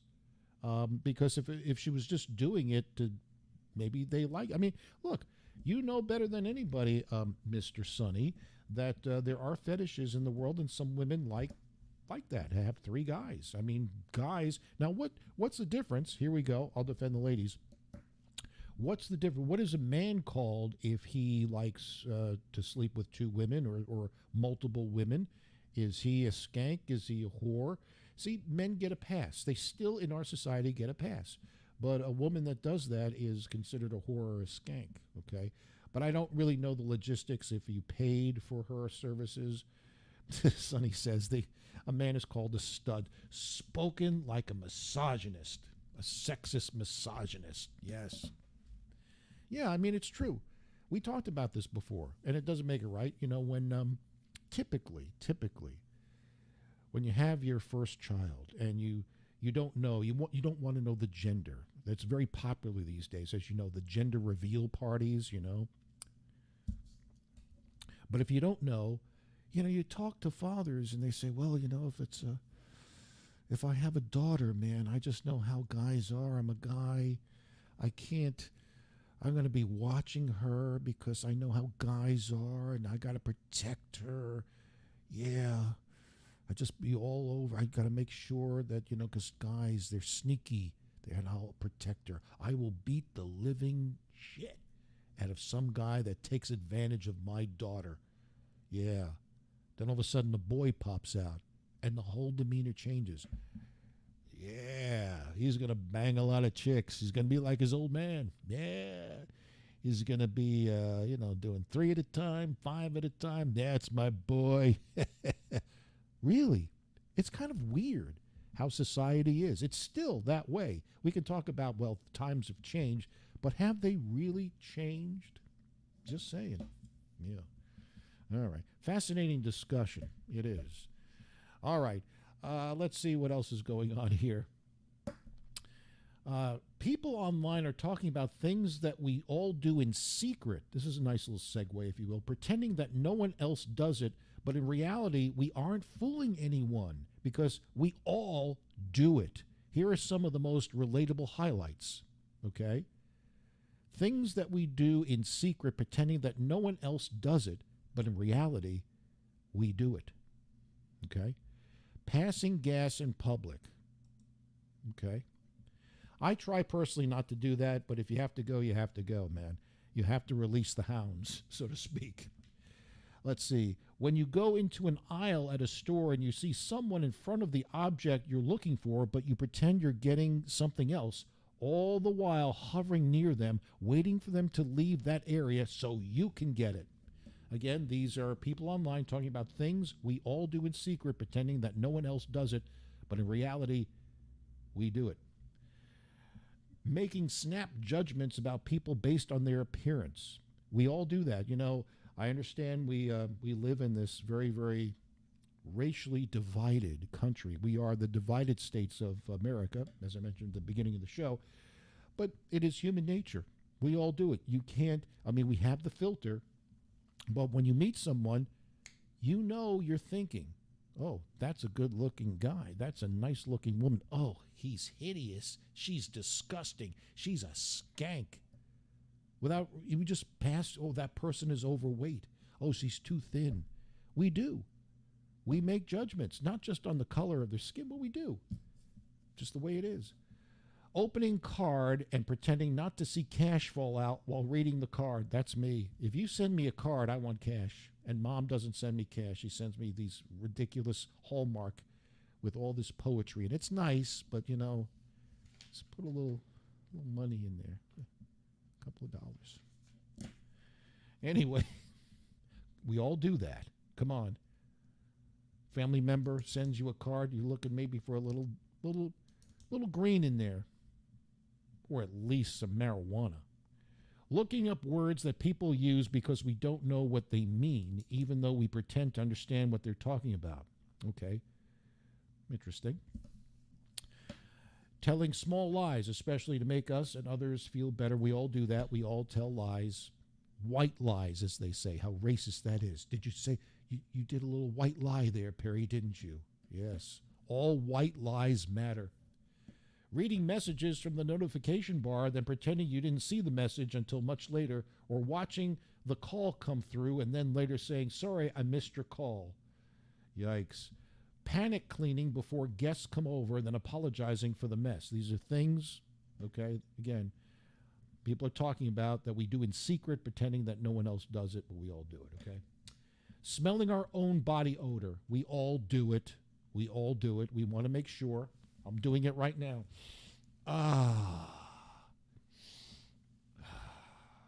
High karate. Yes. Delicious. My armpits. Sorry. Having a conversation with your pet. I clearly admit that I do that. I'll have conversations with Homer. And you know what? It's very therapeutic when you talk to your pet, isn't it? It is. They're just looking at you, but they seemingly understand. Because, you know, I tell you all the time, he goes out there, and there was this huge-ass possum right by my window over here. I couldn't believe it's the first time I've seen a possum here. But, you know, he goes out there, as I mentioned, he eats feces. But he knows, because his ears go back when he comes back in, and I'll say, you ate shit, didn't you? And his ears are back. Yeah. The other dead giveaways, he's licking his chops when he comes in. You ate feces, didn't you? You had it. He's just like, he goes in the corner. Yeah, I ate shit. I ate it. Yeah. I hope he doesn't get into a battle with that big fat possum that's out there. They're mean asses, right? Okay, so there you go. Having a full conversation. These are things, once again, that people online are talking about, things we do in secret, pretending that no one else does it. All right, our next segment here, you're going to love this lady. Delivery food driver, okay? This is a delivery driver on Long Island, is not happy with their $8 tip, so she took the food back. Here we go. Listen to this conversation. You can leave it, thank you.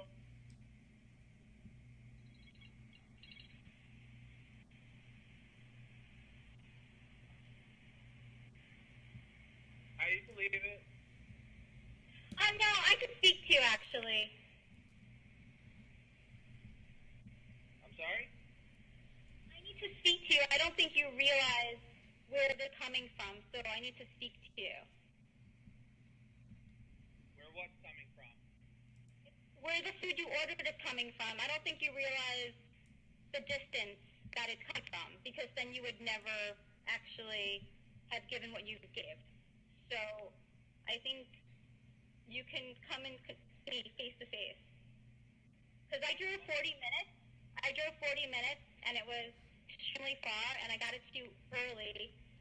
So I don't think you realize where you ordered from. I don't understand. Well, I think from where? From the restaurant that you ordered from. Do you realize how far it is? Do you realize you ordered from Colmac and you're in Smithtown? That's a 15-20 minute drive. It's not. You need to try to drive it. I just drove it. It's 40 minutes. It's 12 and a half miles. So I don't think you realize how far it is. So I think you have to pick up if you think it's that far. They don't let us know how far. So I think you need to adjust your tip to make it right. How much is the tip? You gave an $8 tip. What the hell are you looking for? I gave an $8. Okay, I'm gonna bring the food back. Okay. Wow. These people are brazen. Wow. All right. So $8 tip, and she brought the food back. Now, here was her mistake. All right. She has balls. There's no question about it. She didn't like the tip. She says she traveled 40 minutes. Now she's got to travel 40 minutes back. She didn't like the $8 tip. But the guy is seemingly reasonable here. He says, okay, so what are you looking for? And at that point, she says, now I'm just going to take the food back. What are you looking for? Did you want $20? I don't know how much the bill was. I mean, these drivers are unbelievable. I understand, money's hard to come by. We are in a recession. We have inflation. I get that, but that takes some balls. But at least the guy was calm.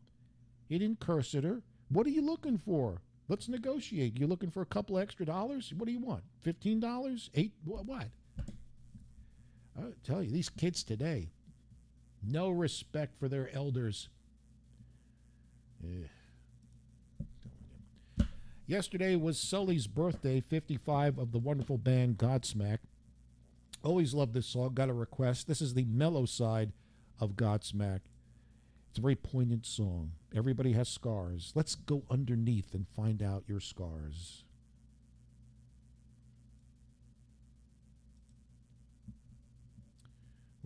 There we go.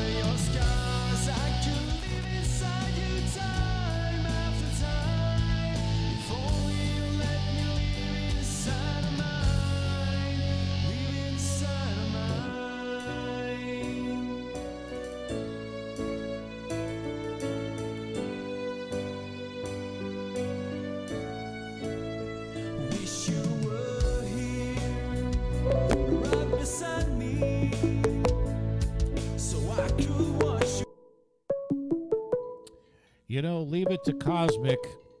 He has impeccable timing. Let's all pray that he's semi-coherent. Hi, Cosmic. Well, you called it a very, very opportune time. Good timing. Hey, big ass. Happy Wednesday. Happy Wednesday to you, Cosmic. What's going on in your world? I don't know. It's Hump Day. That's all I know. I'm still trying to figure out what the hell they mean by Hump Day. Well, you're getting over the hump. It's the midweek, okay, and you're getting over the hump. Now you're on the downslope of the week, Thursday and Friday for the weekend. It's kind of like that. Oh, it ain't like a dog humping your leg or anything like that. You could if that's what you're into. I don't judge, Cosmic. No. Hey, do you know the difference between letting a poodle hump your leg and letting a pit bull hump your leg, Perry? I think I've heard this joke before. It's a classic, but go ahead. Tell the audience what's the difference between a poodle humping your leg and a pit bull humping your leg. You let the pit bull finish. Well, thank you for calling. Well, no, that's just the punchline to the joke. I know. Yeah, I understand. It's beautiful, beautiful. I like that. Very, very nice. And you're probably right. The pit bull would finish. Anyway, it's well, it kind of makes sense if you think It does. about It does definitely make sense. I try to avoid those situations anyway, but if you ever get yourself into one, I reckon it does make sense. But anyway, what the hell did I want to talk to you about, Perry? Damn, you done got me all miscommunicated. You know, that ain't hard to do with Cosmic, you know. I know. Just think about it. It'll come to you. It's like, you know, you're kind of like a little bit of, you have a little bit of Joe Biden in you, okay? It'll come to you. Perry, now listen now. You know how to kind of, you know, hit the right nerves with me, and hey, stop doing that, would you? I won't. Okay. I'm sorry I called you Joe Biden, but, you know, I mean, you know, it's whatever. Perry, you did it twice, Perry. Go to your happy place. Picture a pit bull humping your leg. How's that? And that'll. No, Perry. See, Perry. See, you know, why you been mean to me so lately? I'm not mean to you. I'm having fun with you. I mean, we're just having a conversation, you know. I mean, Monday you were comparing me to Jeffrey Dahmer, and then tried to treat me to Rick Astley. You know, Perry, that was cruel. You know, that was terrible. Well, I didn't play the Rick Astley song for you. It just happened. It's his birthday. It was his birthday. I got the gist of it, Perry. I did, and I was wrong. What was the gist of it? What? You know, never gonna give you up, never gonna let you down. Perry, come on now. That's what? Right. Anyway, I don't know, Perry, but anyway, happy friggin' Hump Day, Perry, and I did have something of importance I wanted to tell you, but I swear to God, it just escaped me like I don't know what, and I don't know what attributed it to that, Perry. That's all I really right. don't. It's okay. You'll think about it. You know, it'll come to you eventually. It's okay. I know. I had a funny little sighting today. I was happened to be out and about, and I happened to ride by this particular individual that I know, and known him for years. And anyway, the last time I saw him, I actually stopped by and talked to him for a little bit, and the vehicle that he drives, you know, seemed fine to me, you know, appearance-wise, but I rode by today, and it looked like I actually had to go by and take a second take. It looked like somebody had put a beating on his car. Right. Okay. Well, that happens. It happens. I know, but you'd have to know the individual I'm referring to, and I'm thinking to myself, well, what did he do this go around to make somebody angry enough to? It looked like somebody took a sledgehammer to it. Well, you know, we live in a very, very violent society right now, Cosmic. But, all right. Well, listen, when you think about what you wanted to talk about, let me know, and we'll go from there. Okay? All right. And I was listening to your program earlier, then I had to break away. But, Perry, there's one thing I did want to share with you. I will not be taking any My Doll, okay? Oh, I see. Okay. No My Doll. Okay, very good. No My Doll for the Cosmic. No. All right. Never, ever. Well, you know, there's something you could try to mellow yourself out. What's that? Do you like coffee? Do you drink coffee? Oh, I probably drink too much of it, Perry. All right. Put a little LSD in your coffee, and you will just, man, it'll mellow you out. Perry, I kind of grew up, I think I'm a little bit older than you are, so I have been experienced. I know you have. I got you on tape. Do you know that? I have you on tape. I have you on tape having coffee with LSD in it. Yeah. I was probably sitting talking to Jimmy at the time. Probably. Yeah, you were. All right. Well, we're going to play that in a second for our listening audience. So take care of yourself. We'll talk soon. Okay. I love you, Cosmic. Love you, brother. Bye-bye. Yes, here's Cosmic. We played him at the beginning of the show. Half the time, I didn't know if I was flashing back to the 1960s when my grandkids put LSD in my coffee. The best part of waking up is acid in your cup. All right, back to the song. Under Your Scars. This show is ridiculous. It's absolutely ridiculous.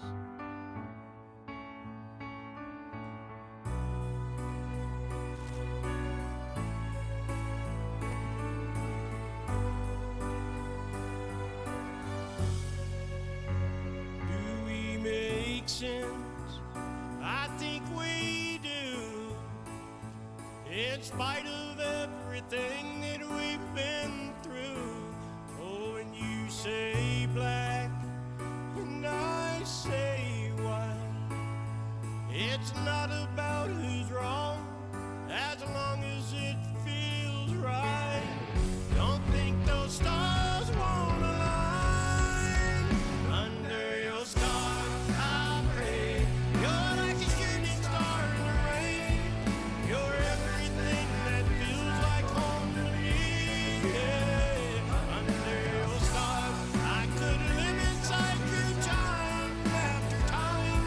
If you'd only let me live inside of mine. Live inside of mine.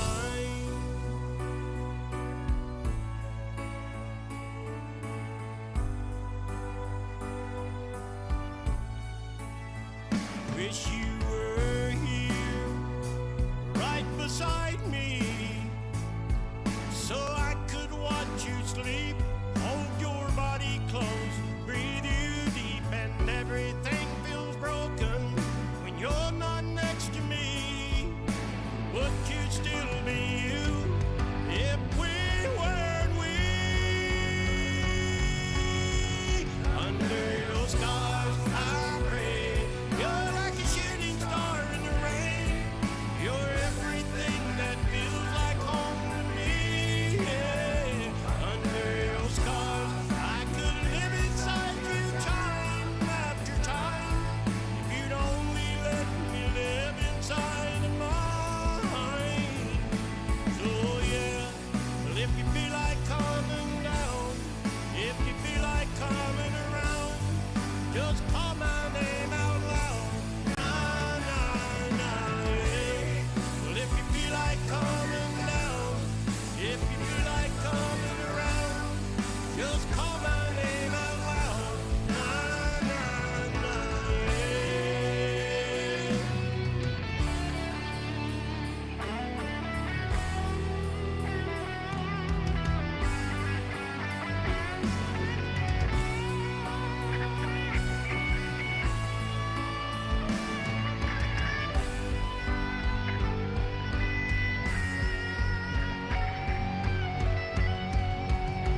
Under your scars I pray. You're like a shooting star in the rain. You're everything that feels like home to me. Yeah. Under your scars I could live inside you time after time. If you'd only let me live inside of mine. Live inside of mine.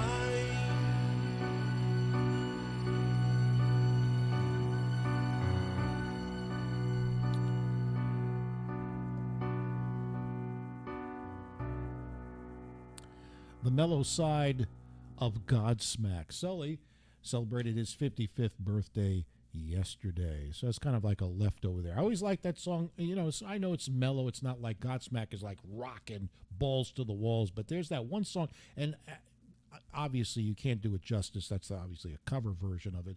But if you listen to the original version of that, Under My Scars from Godsmack, I picture James Bond in my brain. It sounds like the opening. You know how James Bond always had that arty opening, you know, shadows with guns and a beautiful woman, a silhouette. Yeah, it reminds me of that James Bond. I don't know what the hell I'm talking about. Let's welcome, this is a very interesting name. Hint Thomas is watching. Hint Thomas. That is a very unusual name. I'm not putting it down, but it's a Hint, H-I-N-T, Hint. I'd like to know why you're called Hint. Give me a hint. Hint. Just saying. Let's see. Danielle's leaving us, I guess, after the cosmic call. She had enough.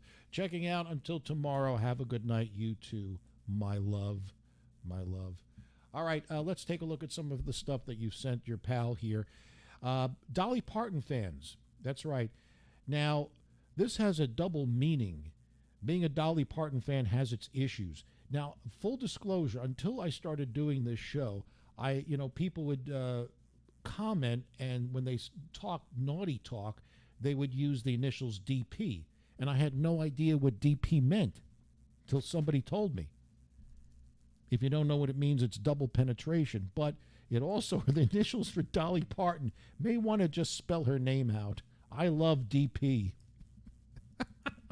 Look at the looks on their face. You have no idea. It's kind of like what we learned a couple of days ago, that in Florida, those loofahs, they put them on their antennas or in the back of their vehicles, and each color represents a level of swinging. I kid you not. We had this, I guess it was Monday. Yeah, all over Florida, you see these, and I use a loofah for the face, exfoliate, you know. Got to keep these looks going, you know. I'm no spring chicken, this just in. But in Florida, evidently, it has a whole different use. And the different colors mean different things. The one that's the highest level, it's almost like karate, you know, black belt. The black loofah is the wildest out of the swinging. There's like, you know, like white would be like, you just like watching these people, these old people do it. But the black is like everybody jump into the pool and let's just bang. So, yeah. That's what's happening in Florida. No wonder why the STDs are up in Florida. Kinky senior people. Disgusting. All right, people are trying out for Perry Stone's Adult Entertainment, the largest entertainment facility. Here is another audition. This one is going to be trying out with a hula hoop. Have you ever tried out a hula hoop? I could not do it.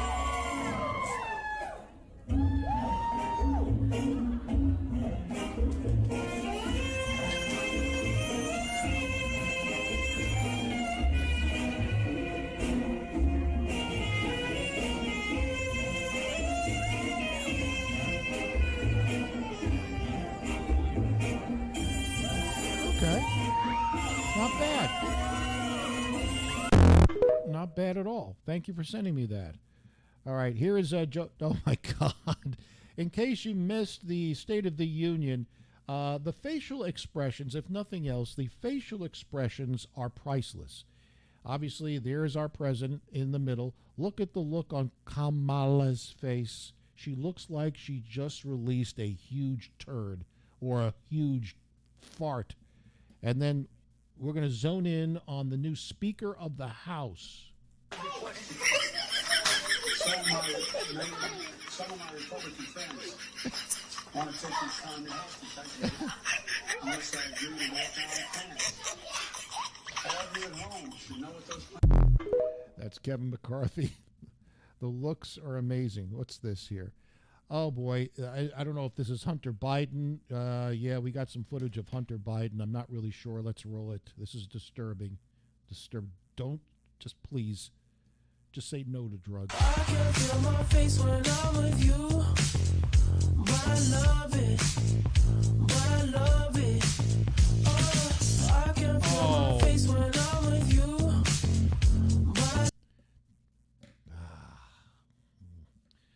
All right, here's some more dancers for the Perry Stone Adult Club. Slide to the left, slide to the right. Oh, yeah. Crisscross, crisscross. Cha-cha, real smooth. I can't play that. They'll knock us off for, you know, being an original song there. All right, let's see what else was sent my way.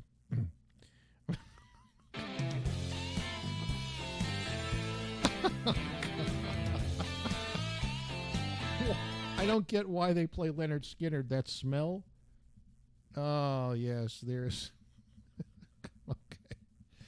Some of these things are pretty damn good. Okay.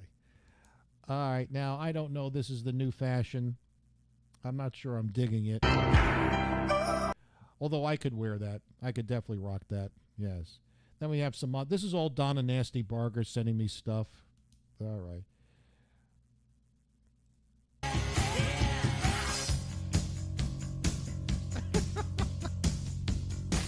Oh, this is the one that Donna we learned on Friday that Donna likes women.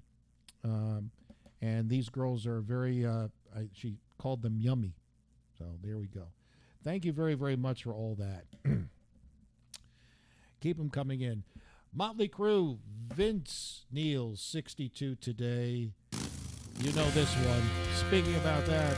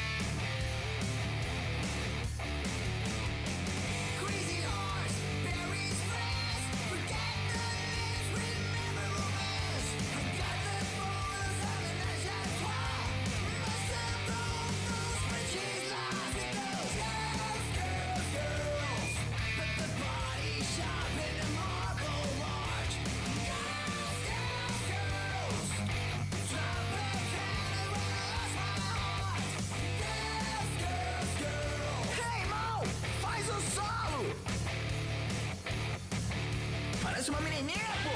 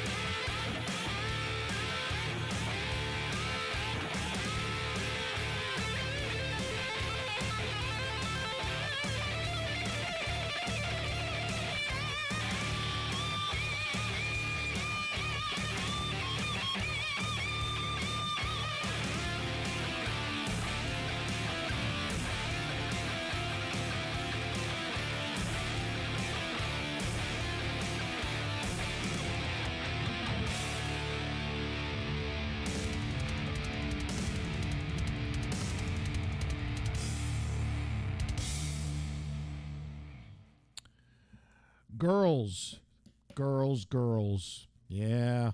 What are we going to do with them? That I understand, and Sonny would know this because he frequents those adult gentlemen's clubs. I guess that is one of the most played. The girls love to dance to that song. I think it's number one. I'm not really sure. I can't confirm that, but evidently the girls who dance love that song. It's like number one. They just get all crazy and disgusting and things. Not that I know about those things, or I don't. I've never entered. That's not true. I'm lying. Anyway, guess what time it is, kids? That time. Get the kids around the computers, wherever, iPads, whatever, iPhones, whatever you're watching. This is my new segment, trying to expand my horizons by hitting every type of person out there, including the kids. Because there's problems in our school system. They're just not teaching the proper things to our children. And so that's where Perry Stone comes in. And now it's time for story time. Today's episode is going to be Peter Pitches a Tent. All right?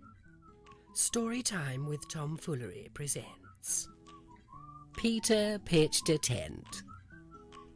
Peter dreams of camping with mermaids by the sea.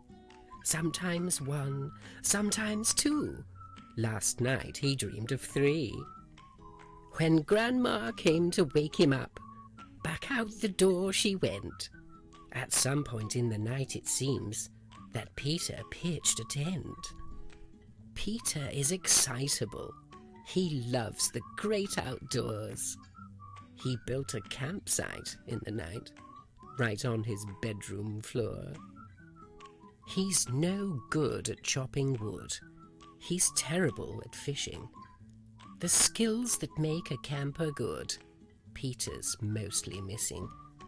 He has more pimples on his face than he has camping sense. But Peter is a total ace when it comes to pitching tents. He took down the tent that he had pitched and headed off to school. Along the way he had an itch to stop off at the pool. Peter timed it perfectly. Such a stroke of luck. The senior female diving team was practicing their tucks. Peter pitched a tent with ease, much larger than before. This show of swimming expertise could not be ignored. Peter's friends, Matt and Zach, were waiting at the school. Both of them sat back and laughed when he told them about the pool. Peter likes the science teacher. In her class, he's never bored. She was showing off some creature when it hopped down to the floor. She turned her back to pick it up and bent down on one knee. In 3 seconds flat, his tent was up. A towering TP. After school, Matt and Peter came to hang with Zach. Zach's front yard was getting lame, so they headed towards the back. Right there, in their swimwear, in front of everyone, Zach's mum and his sister were laying in the sun. Zach announced it's time to go, but when he turned around, Matt sat down to watch the show as the circus came to town. Peter started twitching. He was turning red. The circuits all were glitching deep inside his head. He sputtered and he wheezed. His eyes were rolling back. When finally he breathed, everyone stepped back. Zach's sister still is not convinced that he is just 13. Peter pitched the biggest tent the world has ever seen. Spank the monkey's on his way to visit Peter Town. He's gonna need a helping hand to take that big tent down. There you go. That is today's children's classic book. Okay, reading is fundamental. Teach your kids, get a book, any book, and read, because certainly they're not doing it in our school system. Back with StoneHead News. Take a picture. It'll last longer.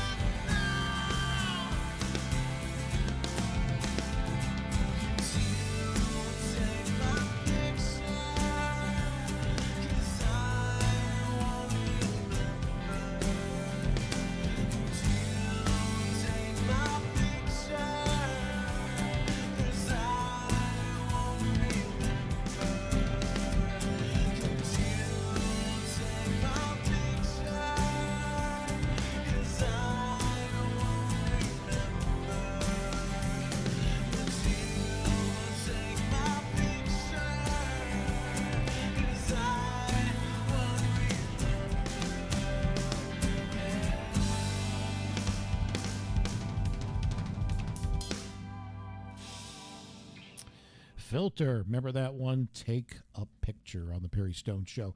All right, before we get out of there, I must inform you, lots going on in the news, so hit it. From NBC News World Headquarters in New York, this is NBC Nightly News. Reporting tonight, Perry Stone. All right, in the news, the big news story, President Biden gave a State of the Union address last night, as you probably heard. I don't know if you've watched it. All the major networks carried Biden's State of the Union address, but for Fox News, they were the only ones using a laugh track. It made it more entertaining, quite frankly. Biden seemed a little off. I don't know if you saw some of the excerpts there. He kept reminding everyone to tip the waitstaff. Okay, he was in the wrong place. The U.S. Navy is collecting the wreckage from the Chinese spy balloon off the coast of South Carolina, and this is very weird. Among all the pieces and parts, they found 3 boxes of President Biden's classified documents. They're everywhere. I'm going to check under my toilet tonight. I bet you I find 1 or 2 classified documents. J-Lo is selling her Bel Air home for $42 million. Such a deal. It was built in 1969 and covers 15,000 square feet. Oh, I'm sorry. I was thinking about her ass. Sorry. Speaking about asses, Kim Kardashian allegedly got paid around $1 million to speak at a hedge fund conference in Miami. $1 million. But only after her staff informed Kim that a hedge fund wasn't money put aside for a landscaping project. It's tough.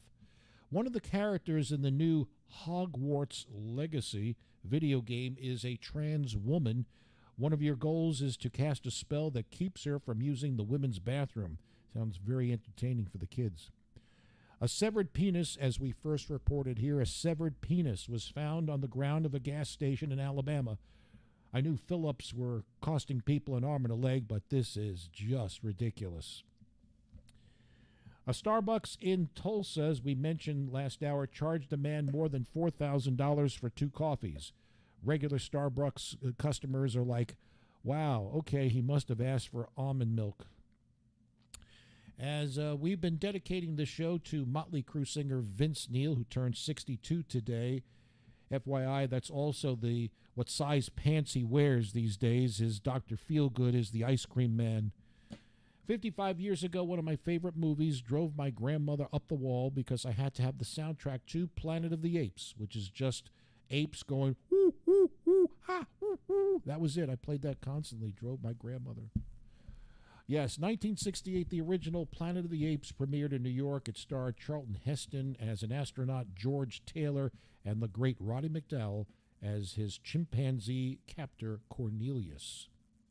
Also, another great movie, 47 years ago, back in 76, Taxi Driver premiered in New York. It starred Robert De Niro and Jodie Foster. You talking to me? You talking to me? Well, I'm the only one here.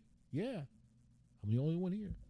18 years ago in 2005, Korn guitarist Brian Head Welch quit the band and rededicated his life to Jesus.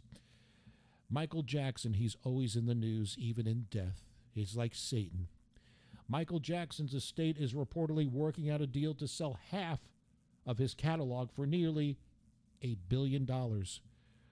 But with the estate retaining complete control of Michael's music. So they have their cake and eat it too. We're going to charge you $1 billion, and not only get you half of his music, but the estate retains complete control of Michael's music. Such a deal. What is creeping? You know what creeping is? It's like stalking. Creeping is okay. Over 1/3 of Gen Z, that would be 34%, and millennials, 35%, say they don't care if they're being stalked online by a current or former partner, as long as they are not being stalked in person. Wow. Brandon Farmer, I know you're a big NASCAR fan. I'm sure you heard the news, but maybe others have not. NASCAR's Kyle Busch was detained in Mexico last month when authorities found a handgun in his luggage at the airport. Why do people do that? Why? I don't understand. Yeah. At the Grammys, did you know, I didn't see this, but I do like Stevie Wonder. He performed a medley of his hits for the Grammy audience. At least that's what he was told. Yeah, poor Stevie Wonder. You know, I don't know what happened to him.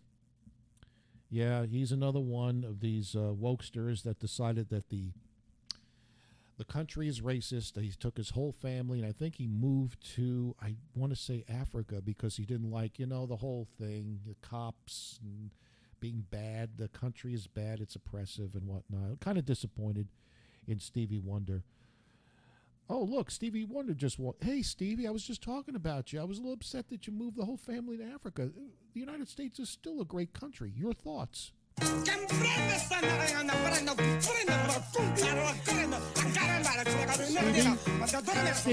Stevie, I told you, the bathroom is down the hall to the right. I'm tired of you pissing all over my furniture, okay? Down the hall. No, Stevie. It's not.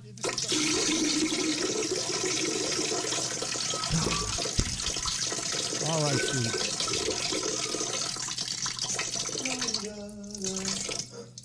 Are you done, Stevie?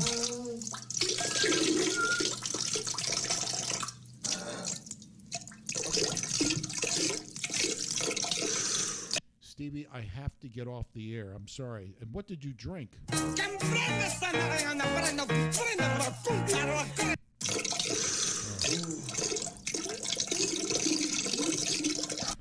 All righty, that'll do it for me, Stoneheads. I will see you tomorrow for a Thirsty Thursday. You have a wonderful, wonderful day, or night, because it is night. Night falls here, and we'll see you tomorrow on The Big Show, right here. Thanks again. Keep those viral videos, memes coming in. You do have a big part in this show every afternoon, and music as well. You guys have been great with the music videos, so keep them coming in. We'll see you tomorrow. I love you, Stoneheads.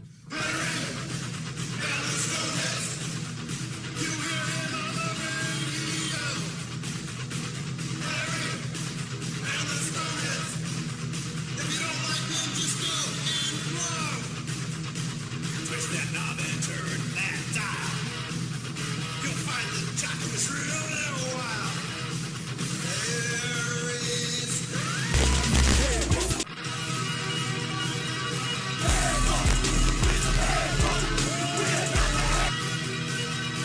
The unemployed call them on the telephone. They're such dirtbags they can't even get a loan.